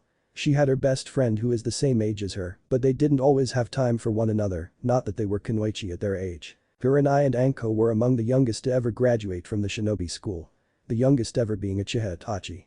But when they graduated, they were both told to wait till they were 12 before they were assigned to a team or could even start missions. They both did D-ranked missions every now and then, for they needed the money, and the Hokage allowed them to do said missions, for it was inside the village at least. She knew it would take even more money to raise Naruto and teach him a few things along the way, but that was where Jiraiya came in yet again to help.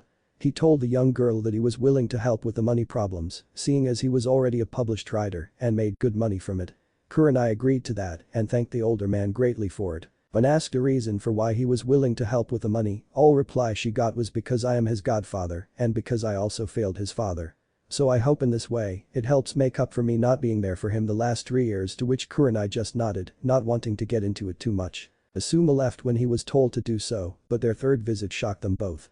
Naruto knew who the person was, for said person had treated him with kindness since he could remember.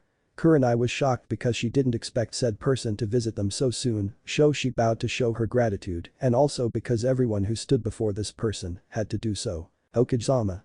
I didn't expect you to visit us so soon, the red-eyed girl said, standing straight after a few seconds. The Sandaime Hokage just smiled before he gave his answer. I'm just making sure you and little Naruto-kun settled in nicely with one another. Kurenai just nodded, smiling herself before she went to pick up the young boy the Hokage spoke of. He seems better, Hokage-sama. Also, he spoke to me earlier today for one. So I'm hoping that's a good sign. This shocked the old Hokage, for he was never told that Naruto could speak. When he tried to speak to him when he visited him on his birthdays, Naruto never said anything. Really? Well, what did he say? Hiruzen asked while looking at the red-haired boy in Kurenai's arms. Well, that's the sad part. He can only say yes and no from what I could make out so far, Kurenai replied, hugging Naruto a little. But that action shocked the young boy a lot, for no one has ever done something like that to him before. Kurenai felt this once again and again from his heart rate raising. It's okay, Naruto-kun. It's just a hug. It's something people do to one another to comfort each other, she told him, looking back at the Hokage afterwards. When she saw his facial expression, she knew what she would have to explain a bit more. He gets scared easily, Hokage-sama.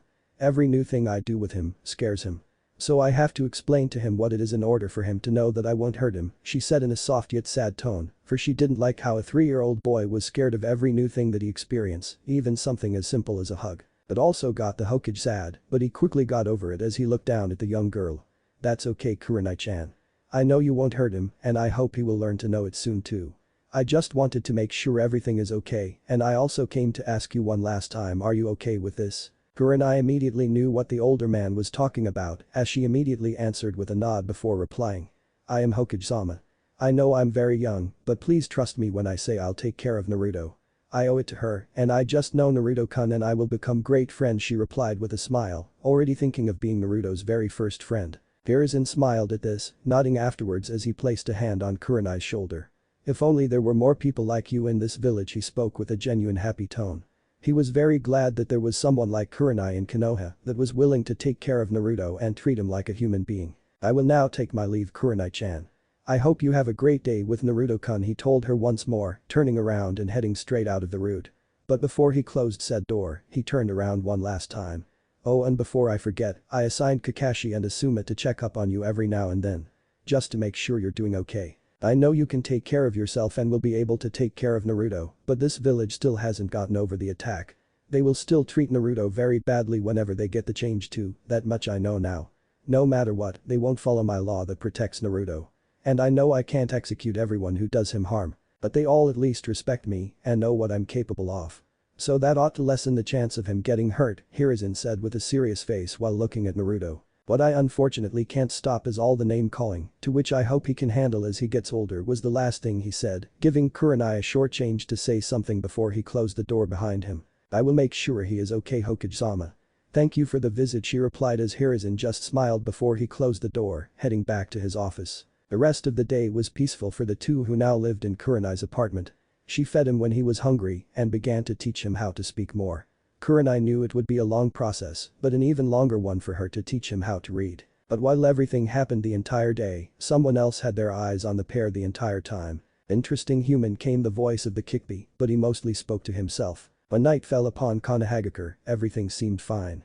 Well, the only places that currently wasn't fine was in the house of Kurenai and Naruto. Her said young girl was currently trying to get Naruto in the bath as she wanted to clean him. But Naruto didn't want to do it, for he was scared of water. Come on, Naruto-kun, I just want to clean you. Please don't be scared, I won't hurt you, she told the young boy, for she already figured that he was scared of the water. Naruto didn't want to be drowned, and that got her even more sad. No. Naruto said, a little loudly at that also. But he was sobbing too, which made Kurenai give up. Okay, how about I join you then? She asked him, to which Naruto stopped struggling to try and crawl away. He looked up at the older girl and nodded slowly when he looked into her eyes. "Oh okay," Naruto replied. Kurenai then set Naruto on the floor as she quickly got out of her clothes and placed them beside her. She then picked Naruto up, who didn't struggle anymore, as he and Kurenai then got into the bathtub. "See, isn't this much better?" she asked the young boy as he just nodded his head slowly while sitting on Kurenai's lap. After that, she began to wash both of them, but started with him. When she was done, she washed herself while keeping Naruto in her lap. Said red-haired boy then leaned forward as he was facing her. He remembered the hug she gave him and thought that he wanted to try it also. When Kurenai felt this, she nearly got shocked out of her skin. She immediately stopped washing herself and looked at Naruto, who was trying to hug her. This got the young red-eyed girl to start crying, but her tears with tears of happiness. She immediately hugged Naruto back, holding him close to her. "You're so cute, Naruto-kun. I'm so glad to have you with me," she told him while still hugging him. After a while they separated from the hug, but Naruto still sat on her lap. Kurenai then continued to wash herself, but finished as soon as she could. When she was done, she quickly dried Naruto, then herself. Afterwards she got something to eat for herself and also made something that was good enough for a 3-year-old to eat. Naruto didn't mind eating the food she gave him, for it was a lot better than what he usually for. Kurenai even fed him when he struggled to eat, but was only once as he then got the hang of it. When they went to bed, Kurenai and Naruto just stayed awake for a little bit while looking at the roof. The moonlight lit the room through the window, so they could see almost everything in the room. Luckily Kurenai had a big bed, which was more than big enough for the both of them. "Naruto-kun, I know this might sound strange, and you probably don't know what it is yet, but you want to be friends?"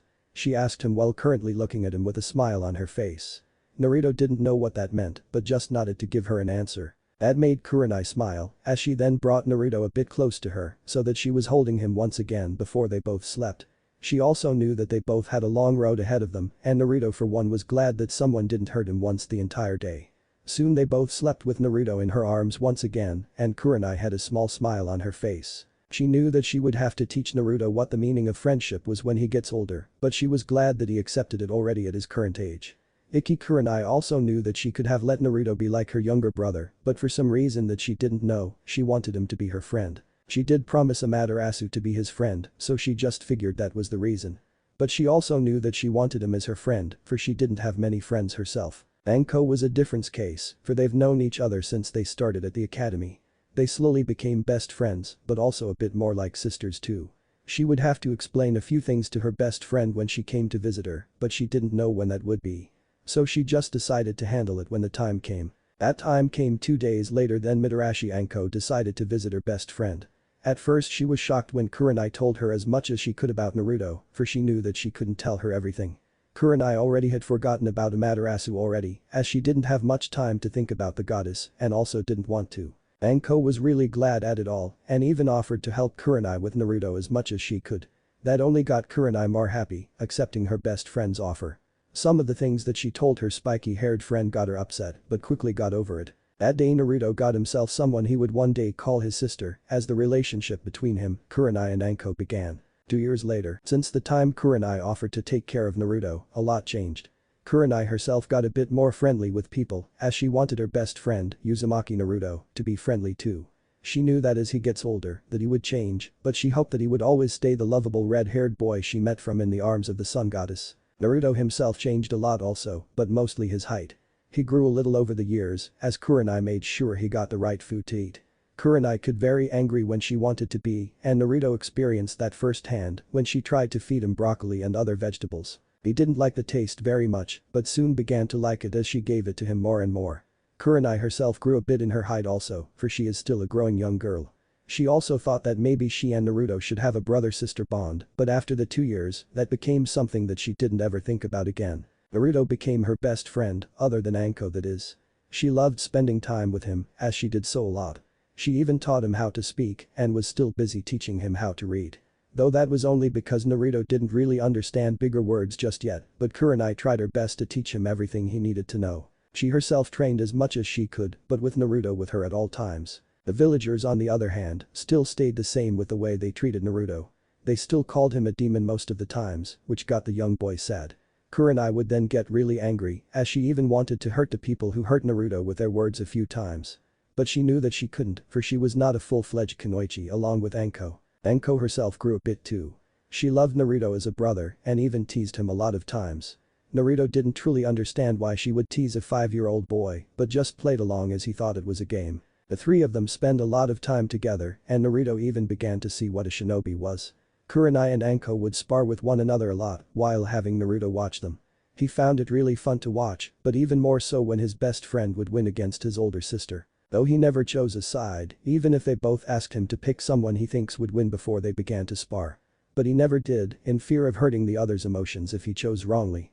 Kurenai and Anko just smiled at that, knowing he didn't want to hurt either of them. Even if Naruto didn't see Anko as much as he saw Kurenai, mostly because he was still living with her, he still got to see her every now and then, and also began to see Anko as his sister. Naruto loved them both, but if he was to ask who he loved more, he would answer the very obvious question to which they did ask him before. Naruto-kun, who do you love more? Anko asked, teasing the boy a little bit by leaning close to his ear, blowing softly into it as she spoke. Kurenai, for some reason, didn't like it when Anko would do things like that, even if it was really harmless, and Naruto is still just a 5-year-old boy. Kurenai-chan. Naruto replied with full of pride, for he didn't see what the big deal was of who he loved more. He had learned from Kurenai would love it, and he also felt it in his heart every time he was with both girls. Just, somewhat more when he was with Kurenai than with Anko. Oh, Naruto-kun. Kurenai said with a giggle, lifting him up and giving him a big hug to which he would return. Anko would just put then when he gave his answer, but Naruto then went to her and held his arms out, asking her to pick him up. She would hesitate for a little bit, teasing him and doing too, but then she would eventually pick him up as they hugged afterwards. I love you too, Anko Onichan, Naruto said, causing both girls to smile. You're too cute for your own good, you know that, Itaudo. Anko said while hugging Naruto. But I guess I love you too, she told him, teasing him yet again with the word guess. Kurenai would just giggle at the sight, as Naruto would then go back to sitting on the ground and watch as the two older girls began to spar yet again.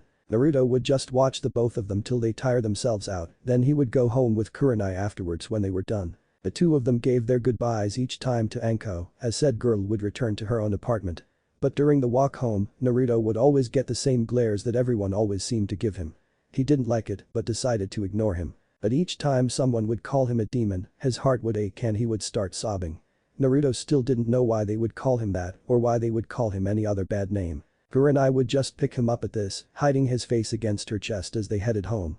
She would always get angry at the people, which she would show by using a small but scary genjutsu on a few people. The Hokage had caught her with it once and told her to not do it again.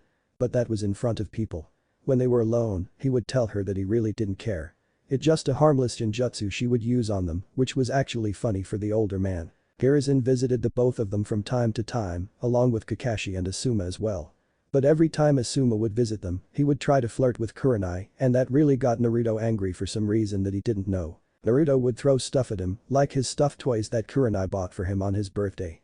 Asuma would leave afterwards, for Kurenai would tell him that he really shouldn't flirt with someone who didn't feel the same way about him. After some time the older man began to accept it, but he still asked Kurenai if they could be friends. She agreed to that, but also told him that she wouldn't talk to him if he kept reading those perverted orange books. He gave it up after a while, but then he started smoking more.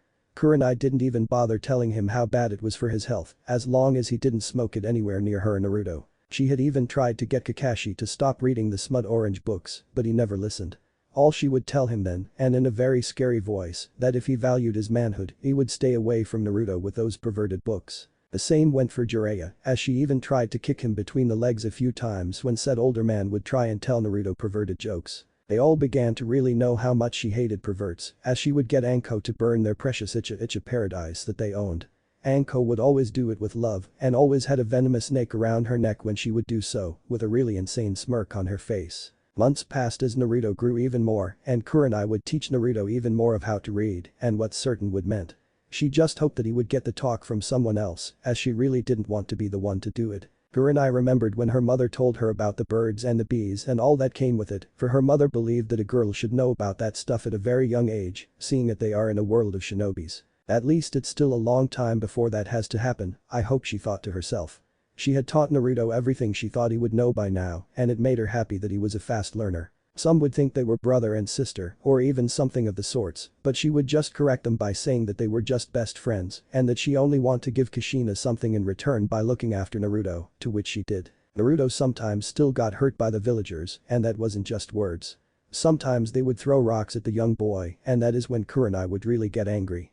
She would threaten the person in a very scary voice tone, even one she didn't know she had. Though when Anko would hear about it, said civilian would be heard screaming that same night. He would then claim to the shinobi that investigated that he was attacked by snakes. They instantly knew who did it to the poor old civilian, but they would then just ignore it. For everyone began to fear Anko and her snakes. She helped Kurenai in teaching Naruto how to read and even how to write, but always found it really boring. Anko would then try to make it interesting in a weird way that involved her summoning her snakes, but Kurenai would always stop her. Naruto began to read and write more, while talking even better. He loved learning new things, even for a 5-year-old. He even told Kurenai once during their regular bath sessions that he wanted to become a shinobi like she was. When you're 6 Naruto-kun, then we'll start with that, okay? But that road is very dangerous, and also you'll have to work very hard if you want to become strong, Kurenai told him, as Naruto just nodded and gave her the answer that shocked her. I want to become big and strong so that I can protect you and Anko Onichan, he told her, but then she would laugh when he said, even though she can be very scary at times. 1 year later, Naruto continued to learn how to read and write better, but tomorrow would be a very special day for him. For tomorrow is the day Uzumaki Naruto would turn 6, and he started loving his birthdays when he started living with Kurenai. Though each year on his birthday, Kurenai would activate a genjutsu on their home, for the villagers still tried to hunt him when it was his birthday. He asked her a few times why they did that, and even why they called him all the mean things they still do, to which she told him that when he gets older, he would get his answers, and she will tell him everything if someone else didn't before then. Over the years Naruto began to look up to Hiruzen in some ways, for he learned from Kurenai that the Sandaime Hokage was the strongest shinobi in the village. Some would argue and say that he is the strongest shinobi alive, and that really got Naruto's interest. He thought of wanting to become the Hokage, and he would tell Kurenai that he thinks his dreams is to one day become the Hokage, so that everyone in the village treats him better, but more so treat her better too. But Kurenai didn't suffer at all, just sometimes people would treat her differently when they saw Naruto with her. They knew that she was taking care of the demon child, but that never bothered her, and she told Naruto that. Naruto-kun, being Hokage is a lot more than that. All the previous Hokages were really strong, and I know you'll be very strong one day. But before them, maybe take a bit of time to really think what you want to become and what your dream is. If it is to become Hokage, I'll support you in every way I can. That would really make the young boy think, but he was also growing smarter as he grew older. He knew one thing for certain, Hokage or not, he will protect Ikki Kurenai with all he has. That was his reason for asking her to train him when he gets older, though he didn't tell her the reason for it. The day came and gone, as Naruto's 6th birthday arrived. Kurenai spoiled him as much as she could, even if it was just to stay in their home. She told him that on these days, the entire village becomes really rough and it was better for them to stay indoors. But Naruto would just nod, smiling as he told her that he didn't mind, as long as he got to spend his birthday with her. That would really get the 13-year-old girl emotional, but in a happy way. She loved Naruto more than she could say, as they became really close to one another. They would always share secrets and tell each other what they thought of if it was something they wanted to tell one another. But they would just do so in order to talk and always feel comfortable with each other. Kurenai even baked him a cake, to which he loved even more since she made it for him. He always thought that he was a burden on her, as he remembered his life before he began to live with her. But she would just tell him that he should stop thinking like that and that she loved him and loved taking care of him. For she didn't even want to think of what would have happened if Amaterasu hadn't brought him back from Shinomori, Forest of Death. Kurenai never really thought of the goddess much, for she didn't think they would ever see her again. So she just continued like normal, but with Naruto by her side. A thought then appeared in Kurenai's head, one that she didn't know what she wanted to know that. She looked over to Naruto, who was currently busy eating a slice of the cake she had made him. She then walked over to where he sat and sat next to him. Naruto-kun, I want to ask you something, she began, getting the attention of the cake-eating boy. Sure, Kurenai-chan, what is it? He asked after swallowing his treat, for Kurenai had taught him never to speak with your mouth full and that she hated it. This might sound weird and I truly don't know why I'm asking you this. But, do you hate anything or anyone? Like the people that hurt you before or the ones that hurt you still now? She asked, looking him straight in the eye. Naruto didn't know why she wanted to know that, but saw that she was serious, so he then took it seriously and thought about it for a few minutes. Kurenai waited for him to answer, not wanting to rush him. She then continued, seeing he still hasn't spoken yet. Okay, how about this? If someone would, let's say, hurt me, how would you feel? That really got the attention of the young boys, as he then frowned at the idea of someone hurting Kurenai. Naruto then looked into her eyes before he answered her with a serious tone. I really wouldn't like it if someone hurt you, Kurenai-chan. The thought of that really makes me feel sad. But to answer your question, no. I don't think I'll hate them. Yet I'll be very angry if someone tries is, but that's why I'm gonna become super strong. So that no one ever hurts you, he told her, the first part with a serious face and the last part with a smile. It also made Kurenai happy, but the last part made her blush. Though neither of them knew it. Well then that's good. Hating is really bad. Thought I am a bit surprised, not just by how smart you've become, but also because you won't hate. Why is that? She asked him, for she really wanted to know how someone's about to not hate another person, even if they did something horrible to Naruto or someone close to him. It still is a really dangerous and bad world, and no one ever knew what could happen at any moment. Naruto though, had a simple answer for that. Why do we need to hate someone for what he did? It might hurt someone I know, but I will become strong so that people will stop fighting. I know I've been treated badly, but I got you Kurenai-chan, he began, only to continue with a smile on his face. And that's all I'll ever need. I won't hate someone if they took you from me, though I'll be very sad and hurt. I don't see why people should hate each other. That's a bad thing. Hate is a really bad thing, because it hurts your heart more. That shocked not only Kurenai, who didn't even know how a 6-year-old was able to give such an answer, but it also shocked the certain fox who was also listening in on the conversation. But unknown to all of them, someone else was listening to their conversation as well. Said being was currently high above Konohagakure once again, just like she's been each year on Naruto's birthday, and no one ever saw her or even sensed her. I knew I made the right choice, came an angelic voice from high above in the sky, looking down onto the building that housed Naruto and Kurenai. I will be seeing you very soon, Uzumaki Naruto Amaterasu said before she disappeared, going back to her palace. Back inside the seal that still went unnoticed by Naruto, even if said seal has been on his stomach since he was born, a huge orange fox with 9 tails just smirked, for he knew what was about to come in the near future. Kurenai just smiled at the boy a few minutes later, only to hug him afterwards before she began to speak. I'll never leave you, you know what she told him, pulling back from the hug, only to kiss him on the forehead. Also, happy birthday Naruto-kun. Angels and demon. Monster. Demon. These were the whispers that were directed towards a young boy in a normal red shirt with black pants and black shinobi sandals. It's only been a week since Naruto's birthday, yet he still got the same treatment as before. He thought that maybe once he becomes older that the civilians of Konohagakure would be a bit nicer to him. But to no avail. They still treated him poorly, sometimes even worse. Especially on his birthday, and he still didn't know why they treated him like they did. He could never figure out why they would call him a demon or a monster or any of the other things that they called him. Kurenai had stated early on that he should just ignore them, for they are really stupid people. Though she didn't say any of that in front of anyone else, for fear that they would only treat her best friend even worse. Both Naruto and Kurenai were currently walking in the streets of Konoha, heading towards a shop that Kurenai told Naruto about. That is also the reason why everyone that they walked past spoke horribly of the young red-haired boy. Don't worry Naruto-kun, we'll be there soon, Kurenai told her red-haired friend, who was walking right beside her while looking at the ground. Why did we have to wake up so early though?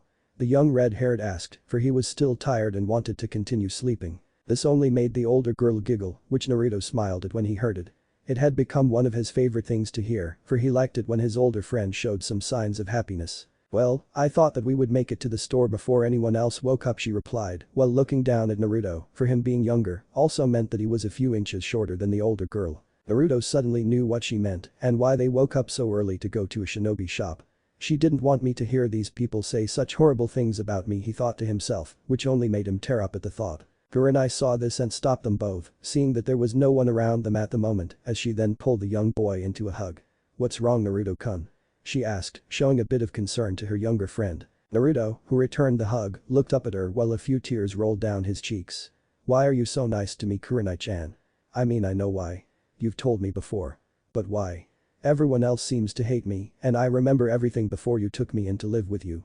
I just don't get it. I'm supposed to be a was the only words he got out of his mouth before Kurenai slapped him across his face. It wasn't a hard slap, but it still stung for the young boy. Shocked by the slap, he looked up and into the eyes of the girl that still held him close to her.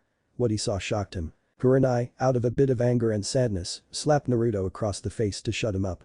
She hated when he belittled himself and called himself the things the villagers called him.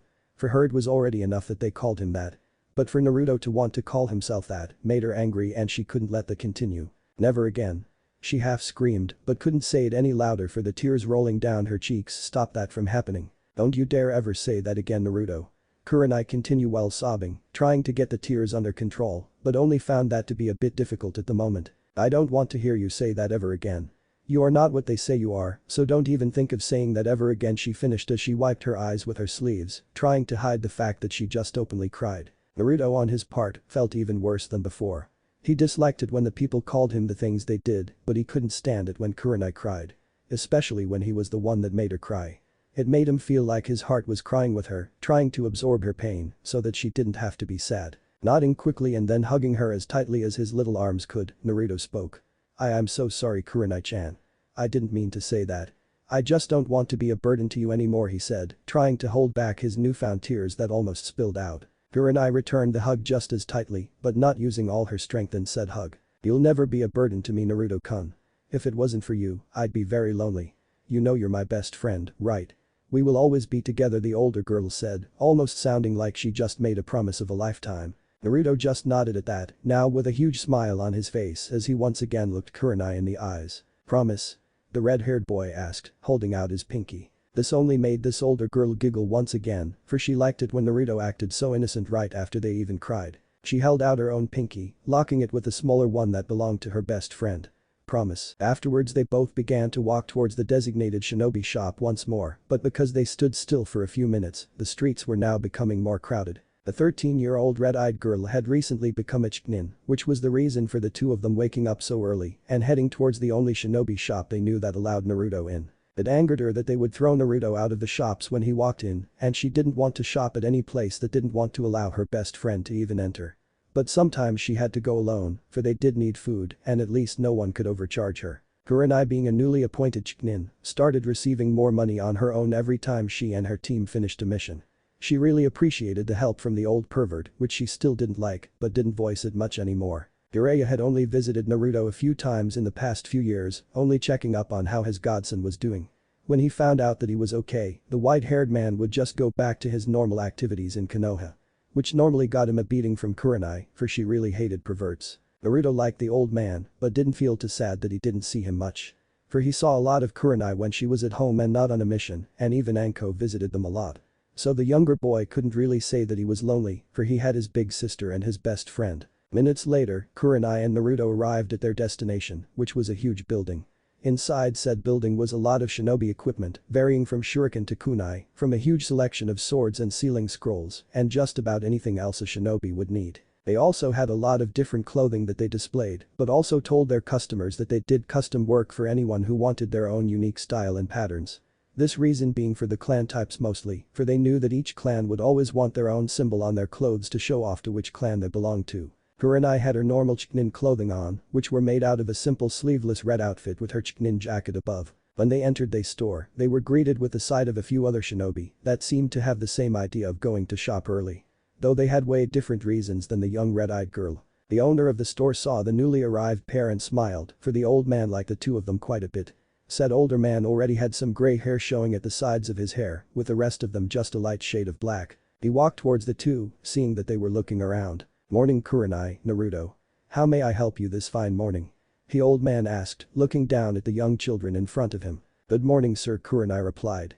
I just want to know if you still have some shuriken and kunai left, she asked, seeing as though there were already a few shinobi that seemed to want the same pair of equipment. The older man just laughed slightly before nodding, then he led them towards the side where he kept his weapons. He then went to show them where the kunai and shuriken were, leaving them on their own afterwards when Kurenai thanked him. Naruto was mesmerized by everything he saw.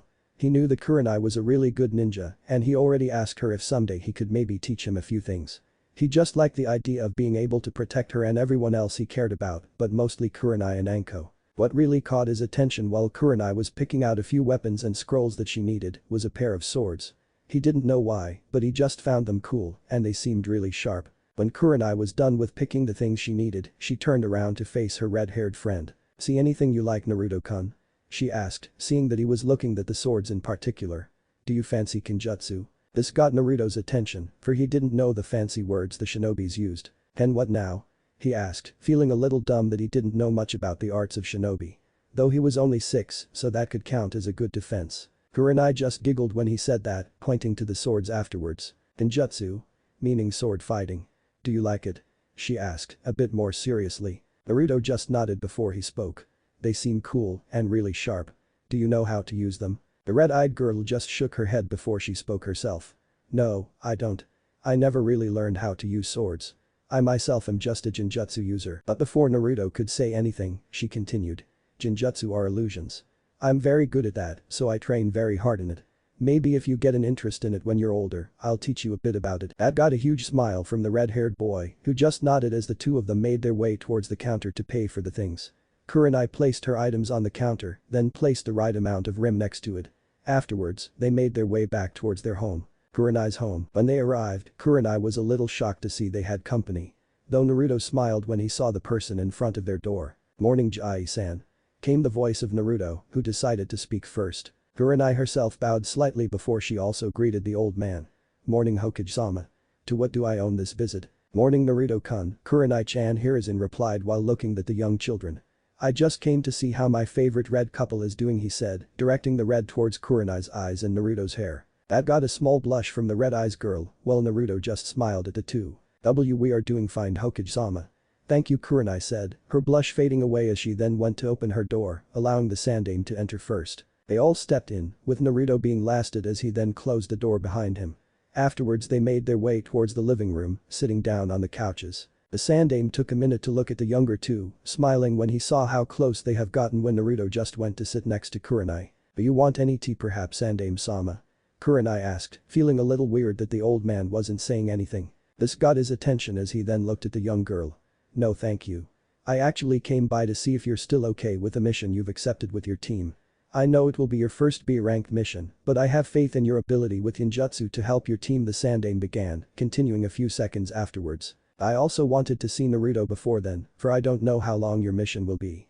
Considering that B-ranked missions take a few weeks to finish, and that's only if they are short and if you're lucky." Naruto's eyes grew big at this, for he didn't know what they were talking about. He knew about the missions that Kurenai took, and she did explain to him about the different types of missions. Them being ranked D-Day, then S. In the past, Kurenai would leave for a few days, a week at most for a normal C-ranked mission. Now he heard that she was to take a B-ranked mission. That really got him worried. Kurenai on her part also got a bit worried, for she wanted to tell Naruto about her mission later the day.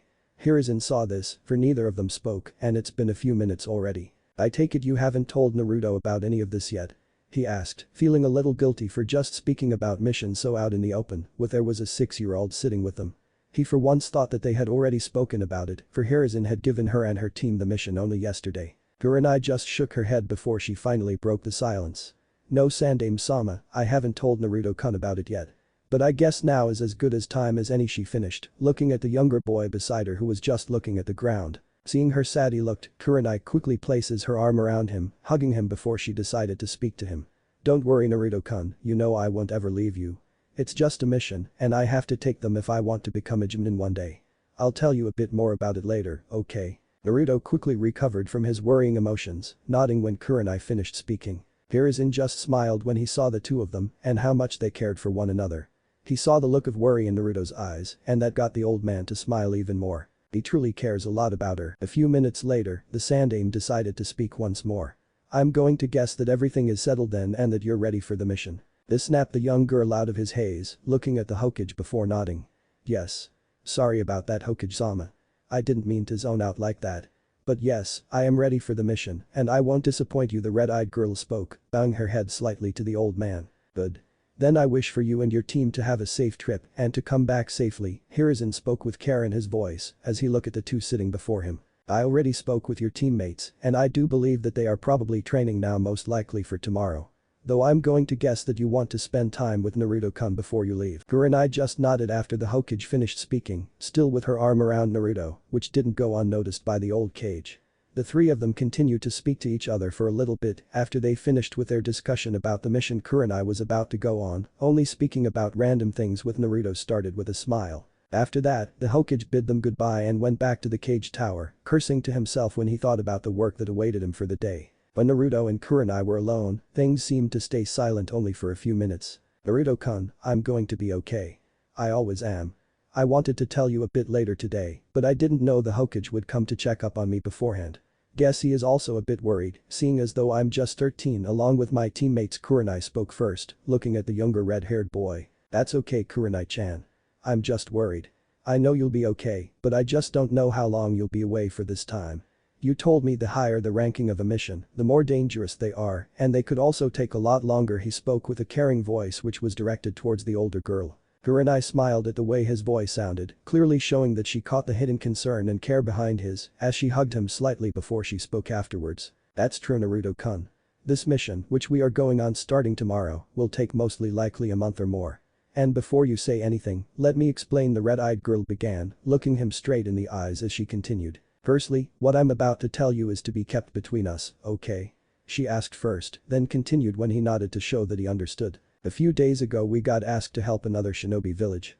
If it's a small one, we would help right away if we could.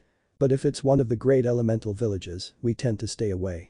This time though, the Hokage decided to help in any way he could. Kurenai began yet again, taking a few quick breathers before she continued. While it isn't really the main village that asked for our help, the Hokage did agree to help in a war that is going on at the moment that resides in the Mist Country. They are in a civil war, once of bloodlines fighting against non-bloodlines. We are going to help with this, seeing we could potentially get an ally out of it. Plus the Hokage doesn't like wars, for wars causes suffering and a lot of death. So that is where not only my team's mission comes in, but a few others also. We are the second Chunin team to be sent to help out. The reason it will take so long is because the Mist Country is quite far. But we are only to help with the sidelines and take care of some of the current Mizukage's forces. So that's all we can do at the moment, for the war also just started a few months back. You will hear about it more as the Hokage may or may not let a few more people in on it. Kurenai finished, out of breath with everything that she spoke about. Naruto took a few minutes to process about what he was just been told, then looking up at her with a smile. You're going to help them take down the bad ones? He asked, then quickly giving her a tight hug. Please stay safe, Kurenai-chan. I know you'll help them a lot, but war seems to be really bad and I don't even want to think of something happening to you or Anko Onisan.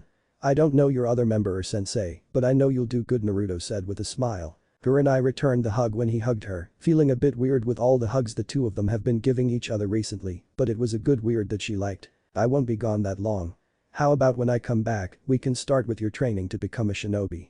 Though it won't be anything big, just something small to start off with, Kurenai said, standing up from the couch they sat on. Naruto nodded before the older girl continued. Good.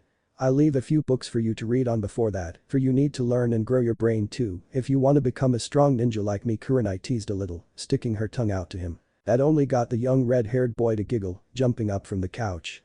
Okay, you're on, Kurenai-chan. One day I'll become even stronger than all the Hokages put together. He spoke with a lot of determination, something with not a lot of 6 years old really do. Oh, you want to become Hokage yourself then? She asked in a teasing voice, going in to tickle her best friend. While trying to get away and also laughing when Kurenai caught him and tickled him, Naruto spoke with as much voice as he could between laughs. And no. I don't want to become Hokage. This got the red-eyed girl to stop tickling her best friend, sitting back on the ground to look at him. Oh, why the change of heart? I thought you said when you were a bit younger that you wanted to be the Hokage someday, Kurenai asked. Well, I did think about it like you said, but then I relished that if I become the Hokage, I won't be able to spend so much time with you, Naruto said with a smile, only to crawl towards his best friend while she didn't pay attention. When he got close to her, he tried to catch her off guard to try and tickle her back, but failed when Kurenai caught him instead. That's really sweet, Naruto-kun. But just remember, I'm the tickle master in this house. Nuo. Naruto cried out while laughing as Kurenai once again began to tickle her red-haired friend. The two of them spend the rest of the day together, playing around in the house and talking as much as they could before Kurenai had to go on her mission. The rest of her team, which consisted out of Anko, a Chunin sensei she didn't like much, mostly because of his perverted attitude, and another unknown Chunin, were currently training together once more. They knew about Kurenai spending the day before they went on a mission with Naruto, and none of them really minded. Least of all Anko, who also visited her little brother each times before they went onto a mission. The day passed quickly, as nighttime fell and Konoha grew silent, everyone heading off to their own houses.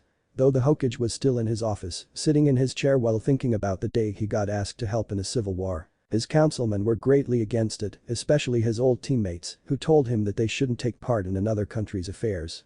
But that got the Hokage mad, and he told them exactly to whom they were speaking to. It quickly got them to shut their mouths, for when he threatened to take their power they had in the village away, they seemed to fail to say anything else. Sarutobi Hiruzen reminded them that all the power goes to the Hokage, and no one in the entire village was above him. So they had to respect his decision, or if they even tried to voice against him again, they would face execution for treason. The Kage doesn't answer to anyone in his own village, and a council is only there to help guide the village, not to make the decisions for the Kage. So the Sandaime just sat in his seat, feeling his old age getting to him as he remembered the day the, hopefully future Mizukage, came to speak with him and ask for his aid. Flashback. 2 days ago, a beautiful woman, who looked like to be in her early 20s, walked through the gates of Konohagakure. Said woman had long auburn hair that was styled in a herringbone pattern that reached just below her backside, wearing a dark blue dress that fell just below her knees. To her left walked an older man with blue hair which was styled in a moused-up manner. His right eye was covered by an eye patch, unlike his left blue eye. He also wore a standard striped grey suit with a green haori above them. While on the right side walked another man who had a face mask on and looked to be of the same age as the other man, with normal black hair and what seemed to be genuine clothes of the village hidden in the mist. When the Konoha guard saw them, they immediately stopped them as they recognized the clothes the genin wore. "Stop!"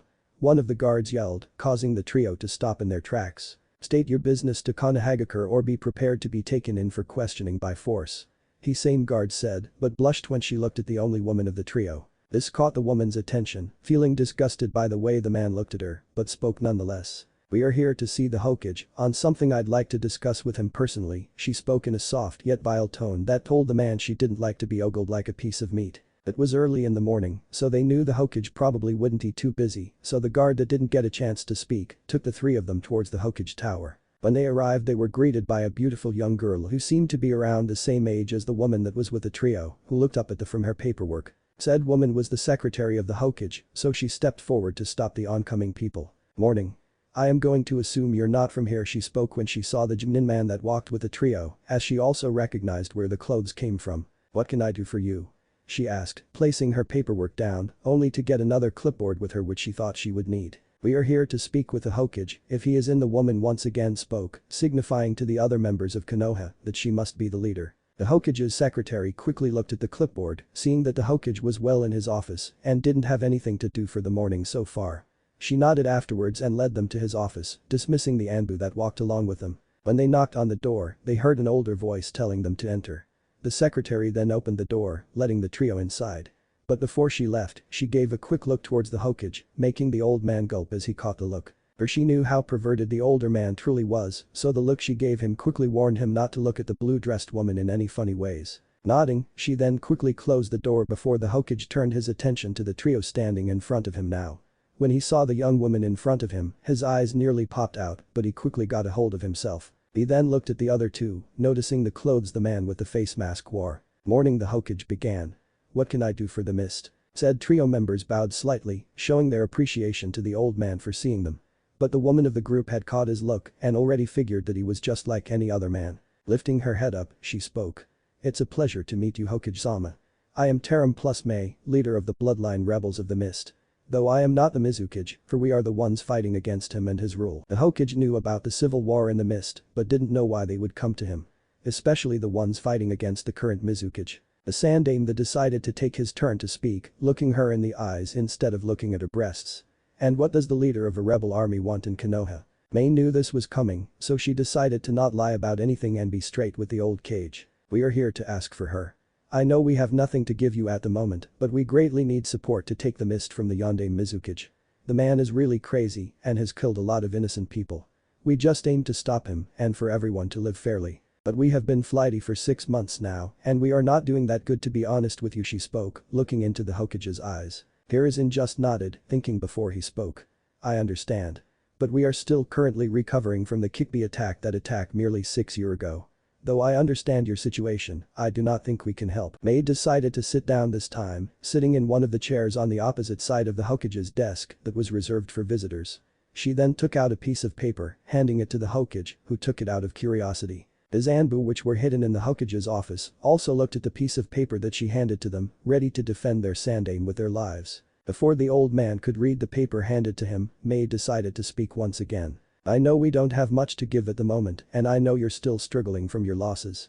All I ask is if you could maybe send a few of your men to help us, even if it's just to take care of some of the people on the sidelines. In exchange, they will get paid for their missions, if you allow it," she began, taking a deep breath before continuing. "I'm calling them missions for it could benefit your soldiers, but we can unfortunately only pay for B-ranked missions at the moment. The other thing we can offer is, if you decided to help us, that we could become allies. My men and I have spoken already, and I know I am young, but I have greatly trusted advisors. Once we defeat the current Mizukage, I will take on the role as the Godaime Mizukage, and with that I can promise you to form an alliance with the village of Konohagakure." That shocked every Anbu in the office and even shocked the Hokage a little. For they have tried to become allies with another great elemental nation, and one as such as Kurigakure could really help a lot. This made the Hokage look at the paper he received, seeing that everything she just spoke about to be true. Or the alliance part at least. For the paper she handed to him help her signature and also a document to be signed by both to sign their truth.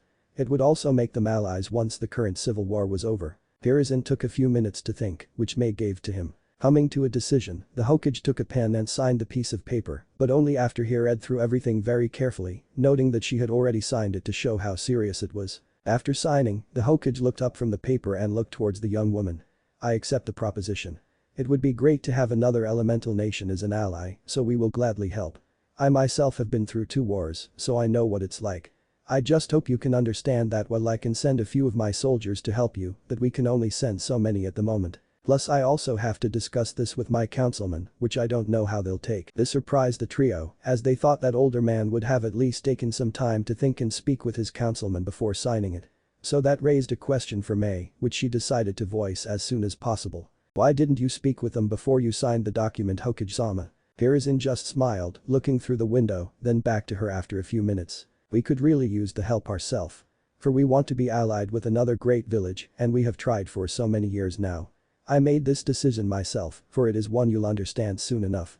A cage doesn't follow anyone's orders. A cage leads." Sure, I could have spoken to them, but then they would have voiced how badly a decision it would be and they wouldn't have thought it through. And if they did, they would have only made you agree to harsh terms that only benefit us and not you. That it now how Konoha will be run. We are a proud village and I am its leader. So the decisions fall onto my shoulder. This speech made all 3 of them look at the old man with wide eyes, feeling truly good that they decided to ask for Konoha for help. The Anbu in the room also felt proud. Proud that they had such an amazing Hokage. Someone who doesn't just want power and who is someone who cares for others. For what would a village be if the leader went crazy? Afterwards they spoke a little more, deciding on plans and everything else they would do. Hiruzen decided to send a few teams of Chunin first, each with their Chunin leaders to help them. The max at the moment he would be able to send was 10 teams. Meaning 30 members of Konoha. He then told her that he would speak to the head of the Uchiha Fugaku to see if he could send a few of his clansmen with them. But only those who are strong enough to fight in a civil war. For he knew that neither he nor the head of the Uchiha clan would want any of the Uchiha to fall in the battle and have their eyes taken. So they would most likely only send 3 or 4 Uchiha, the leader of course would be Uchiha Itachi. Coming to an agreement, the trio greeted the old man, saying that they wished to turn in for the day. Hiruzen then ordered his secretary to have some Anbu escort them to the best hotel they had, which the trio bowed in appreciation. They decided to stay in Konoha not for too long, for they needed to get back to the fight and to help their people. They would restock on their supplies, then leave for the mist at the latest of 4 days. That evening the Hokage called for the meeting, telling his councilmen about the agreement he made. Of course everyone was shocked and some of them were even against it. Those only being the village council members and Hiruzen's old teammates. Yet surprisingly, Dansme agreed, saying that it's about time they get an ally as great as Kurigakure. When the meeting was done, everyone left, save for the Hokage and Fugaku. They spoke about the deal the Hokage made, which the head of the Uchiha clan said to be a good one. They could use the allies. Then the Hokage asked if they could send a few of the Uchiha, which surprised the younger man. For he didn't think he would ask him to send some of his own clansmen with them, in fear of someone else gaining the Sharingan. But then Hiruzen said that he would only send Hada Kakashi with them to help keep that from happening, but also Itachi, Fugaku's oldest son. He didn't want to, but came to a decision to let the Hokage send some of his strongest clansmen with the groups to help in the civil war. He also wanted his oldest son to have some experience in a true war, not just to do some silly missions. For he wanted the Uchiha clan to be well known again, like they used to be back when Madara was still alive. Afterwards the Hokage called the teams he would send, already sending the first team the day after.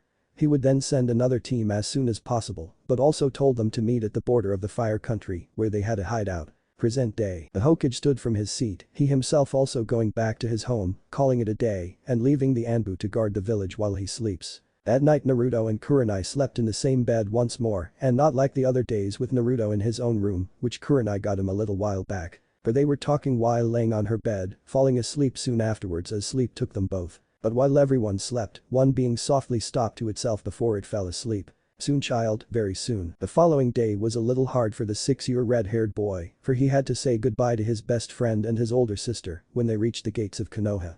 But Naruto never really liked to say goodbye, so he just hugged them both, one at a time. See you soon Kurenai-chan.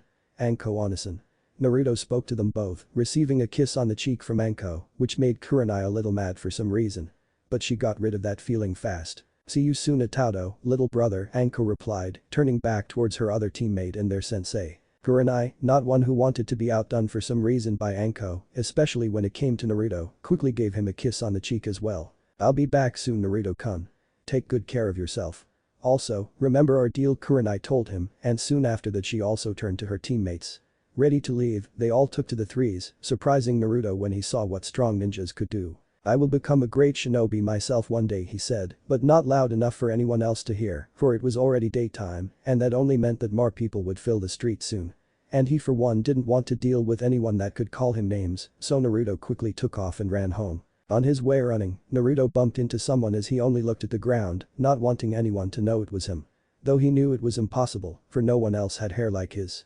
Some people's hair look ugly red, but was only a true ugly brown, and not even close to anything but red. So they all knew they one and only person in the entire village with red hair that almost looked like blood red, with a tint of black shade. Naruto quickly looked up, wanting to see who he ran into.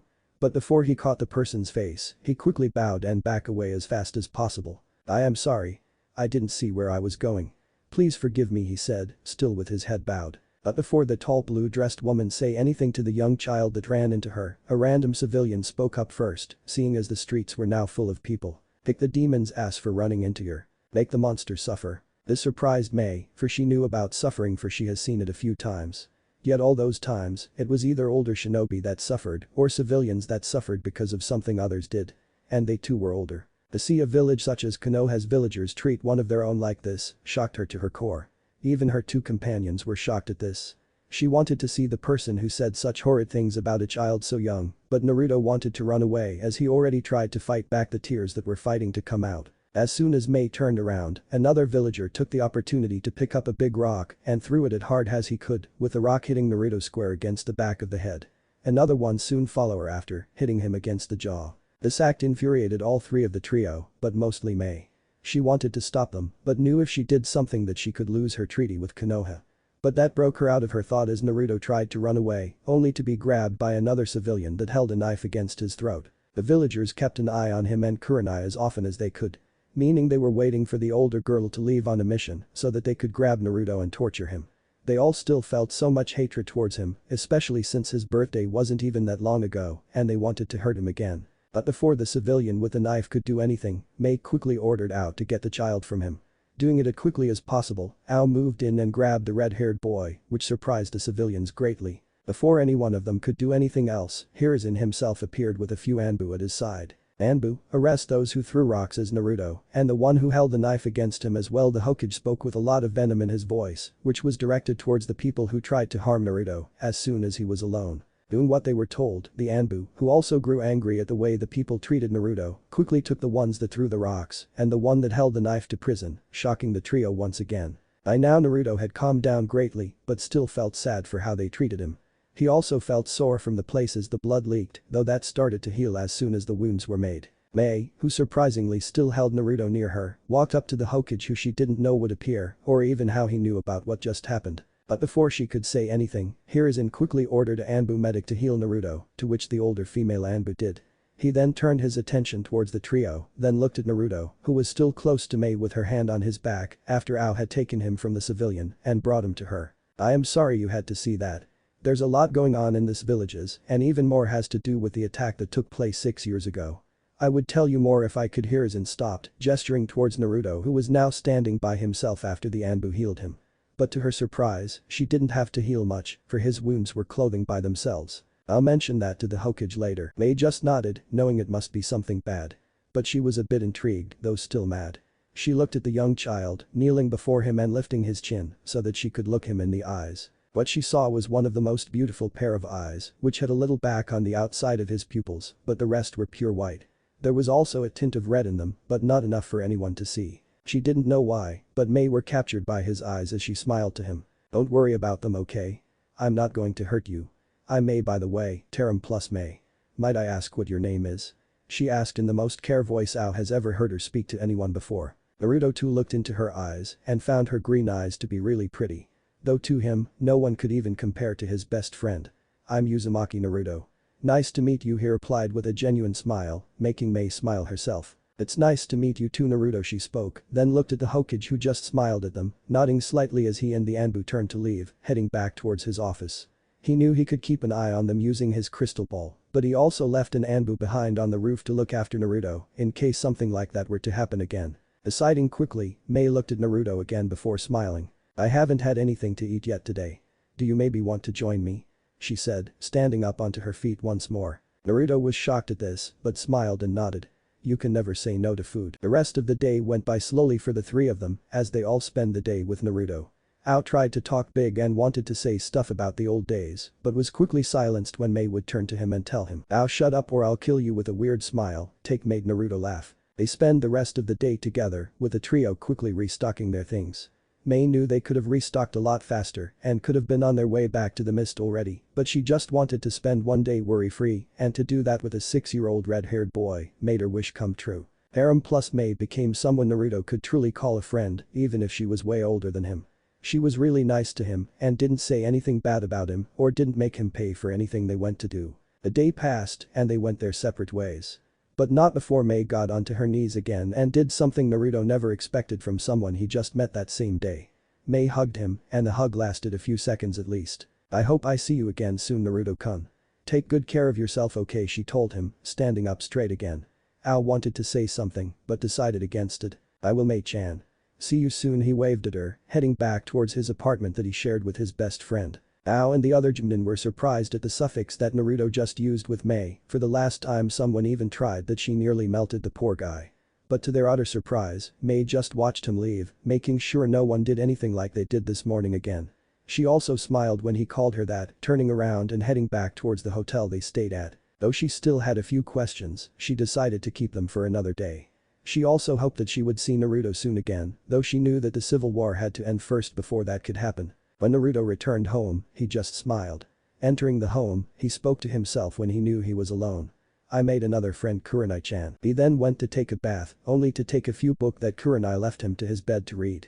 He wanted to start with everything that a beginner shinobi had to start with, so he opened the books and began to read through the first one, which held the title of The Basics of Chakra. It wasn't even half an hour later before Naruto rubbed his eyes, feeling a bit weird all of a sudden. When he opened his eyes, he gasped. Where am I?" Naruto began to panic, but quickly calmed down when he remembered the saying Kurenai told him. "Never let emotions control you. A shinobi has to know how and when to control his emotions." Though he didn't like it much, he understood it. Seeing a path in front of him, he decided to follow it. It felt like forever to Naruto until he reached a door. He didn't know where he was or how he got here, but it looked like a sewer to him. He reached for the door, opening it as carefully as he could. When the door was fully opened, he stepped into what seemed to be a massive dark room, but with water on the floor that reached just above his ankles. He then quickly turned around, only to see the door he came through to be gone. Not knowing what else to do, Naruto walked. It felt like hours for him yet again, but that stopped till he reached what looked like to be massive red pipes to form some sort of cage. Though the cage looked too big to before a human, Naruto did what he thought he should and stepped through the bars to the other side. But when he got to the other side, his eyes grew big. Right in front of him laid a beyond massive-looking fox with red-orange fur. Around his eyes were black fur, and said eyes had redder eyes with black pupils. Though his most noticeable and probably the weirdest thing Naruto ever saw was the face that behind him seemed to be his tails. And he had 9 of them, all swaying around. Said fox was currently resting his head on his paws and it seemed to be waiting. Though Naruto knew not what for. Seeing that fox didn't say anything, or probably couldn't, Naruto smiled as brightly as he could and reached out with his hand, almost like he wanted to shake a hand. Even Naruto didn't truly know why he did that, but he wanted to make a good first impression on something so big. "Hi, I'm Naruto. Nice to meet you." Naruto himself just wanted to say hi to the fox, because said fox didn't do anything to him for starters.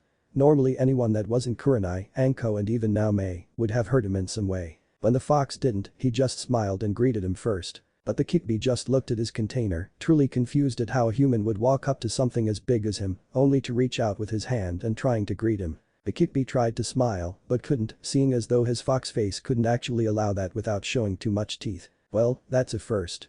A human greeting me. But not only that. Walking through those bars like it nothing. Aren't you scared of me?"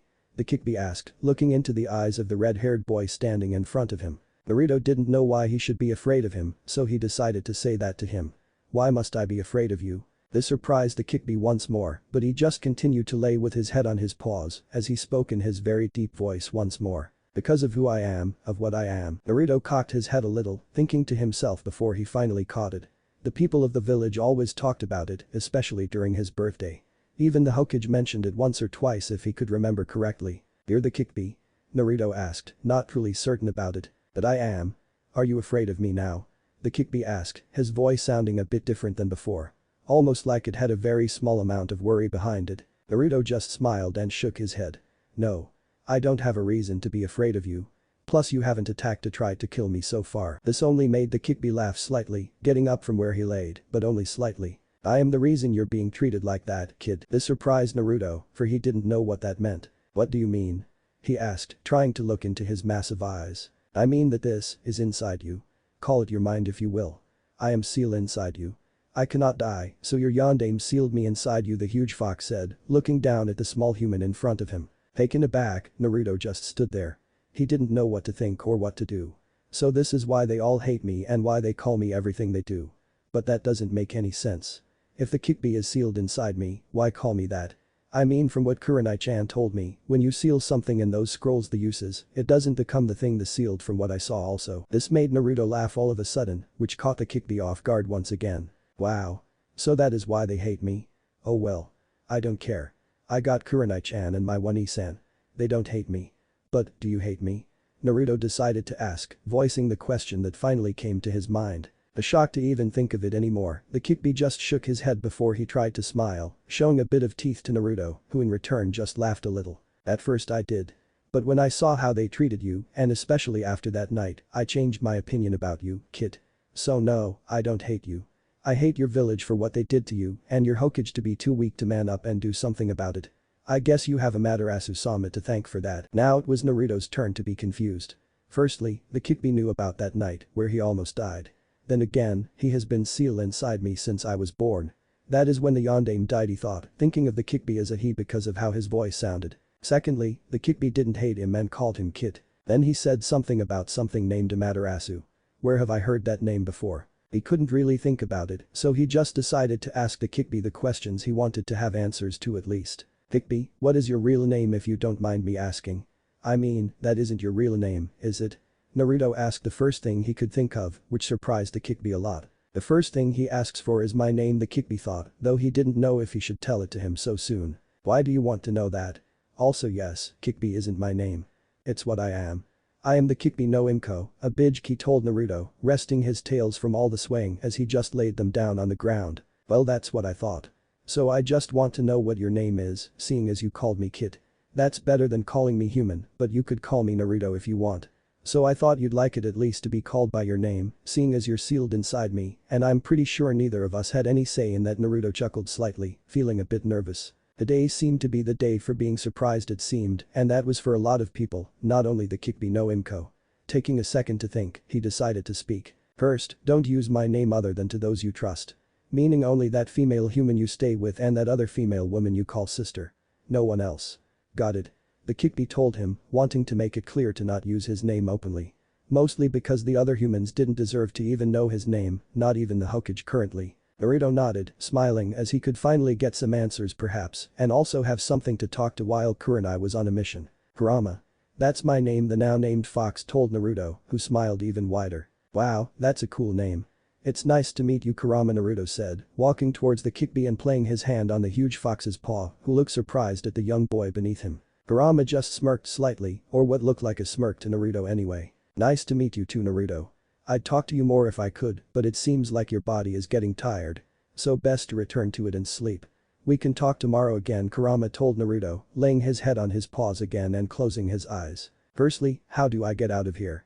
Secondly, how do I get back here when I want to come back?" Naruto asked, and the Kyuubi just opened his right eye slight and looked at Naruto. "All you have to do is think about either being here or not wanting to be here. It's your mind," the red-orange fox replied, closing his eyes once more and going to sleep. Naruto on his part did what the fox said and thought about not being there anymore. Surprisingly, it worked and he was back in his body again with the books that Kurenai got him still on his bed.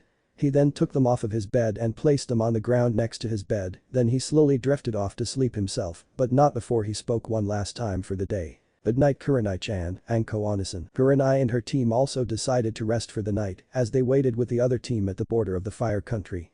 They had made tent for themselves, with Kurenai and Anko sharing a tent and their other teammate and sensei on their own with what they didn't really care. But before either of them fell asleep, they both said the same thing at the same time, though one using his name with the suffix after it and the other referring to Naruto as her younger brother, both wishing him a good night. What if Naruto Neglected by family Rinne Sharingan? Thanks for watching my video till the end. If you enjoy this content, then do consider subscribing to my channel and leave a like if you guys need the next part, comment down, and thanks for watching the video and see you guys in the next video.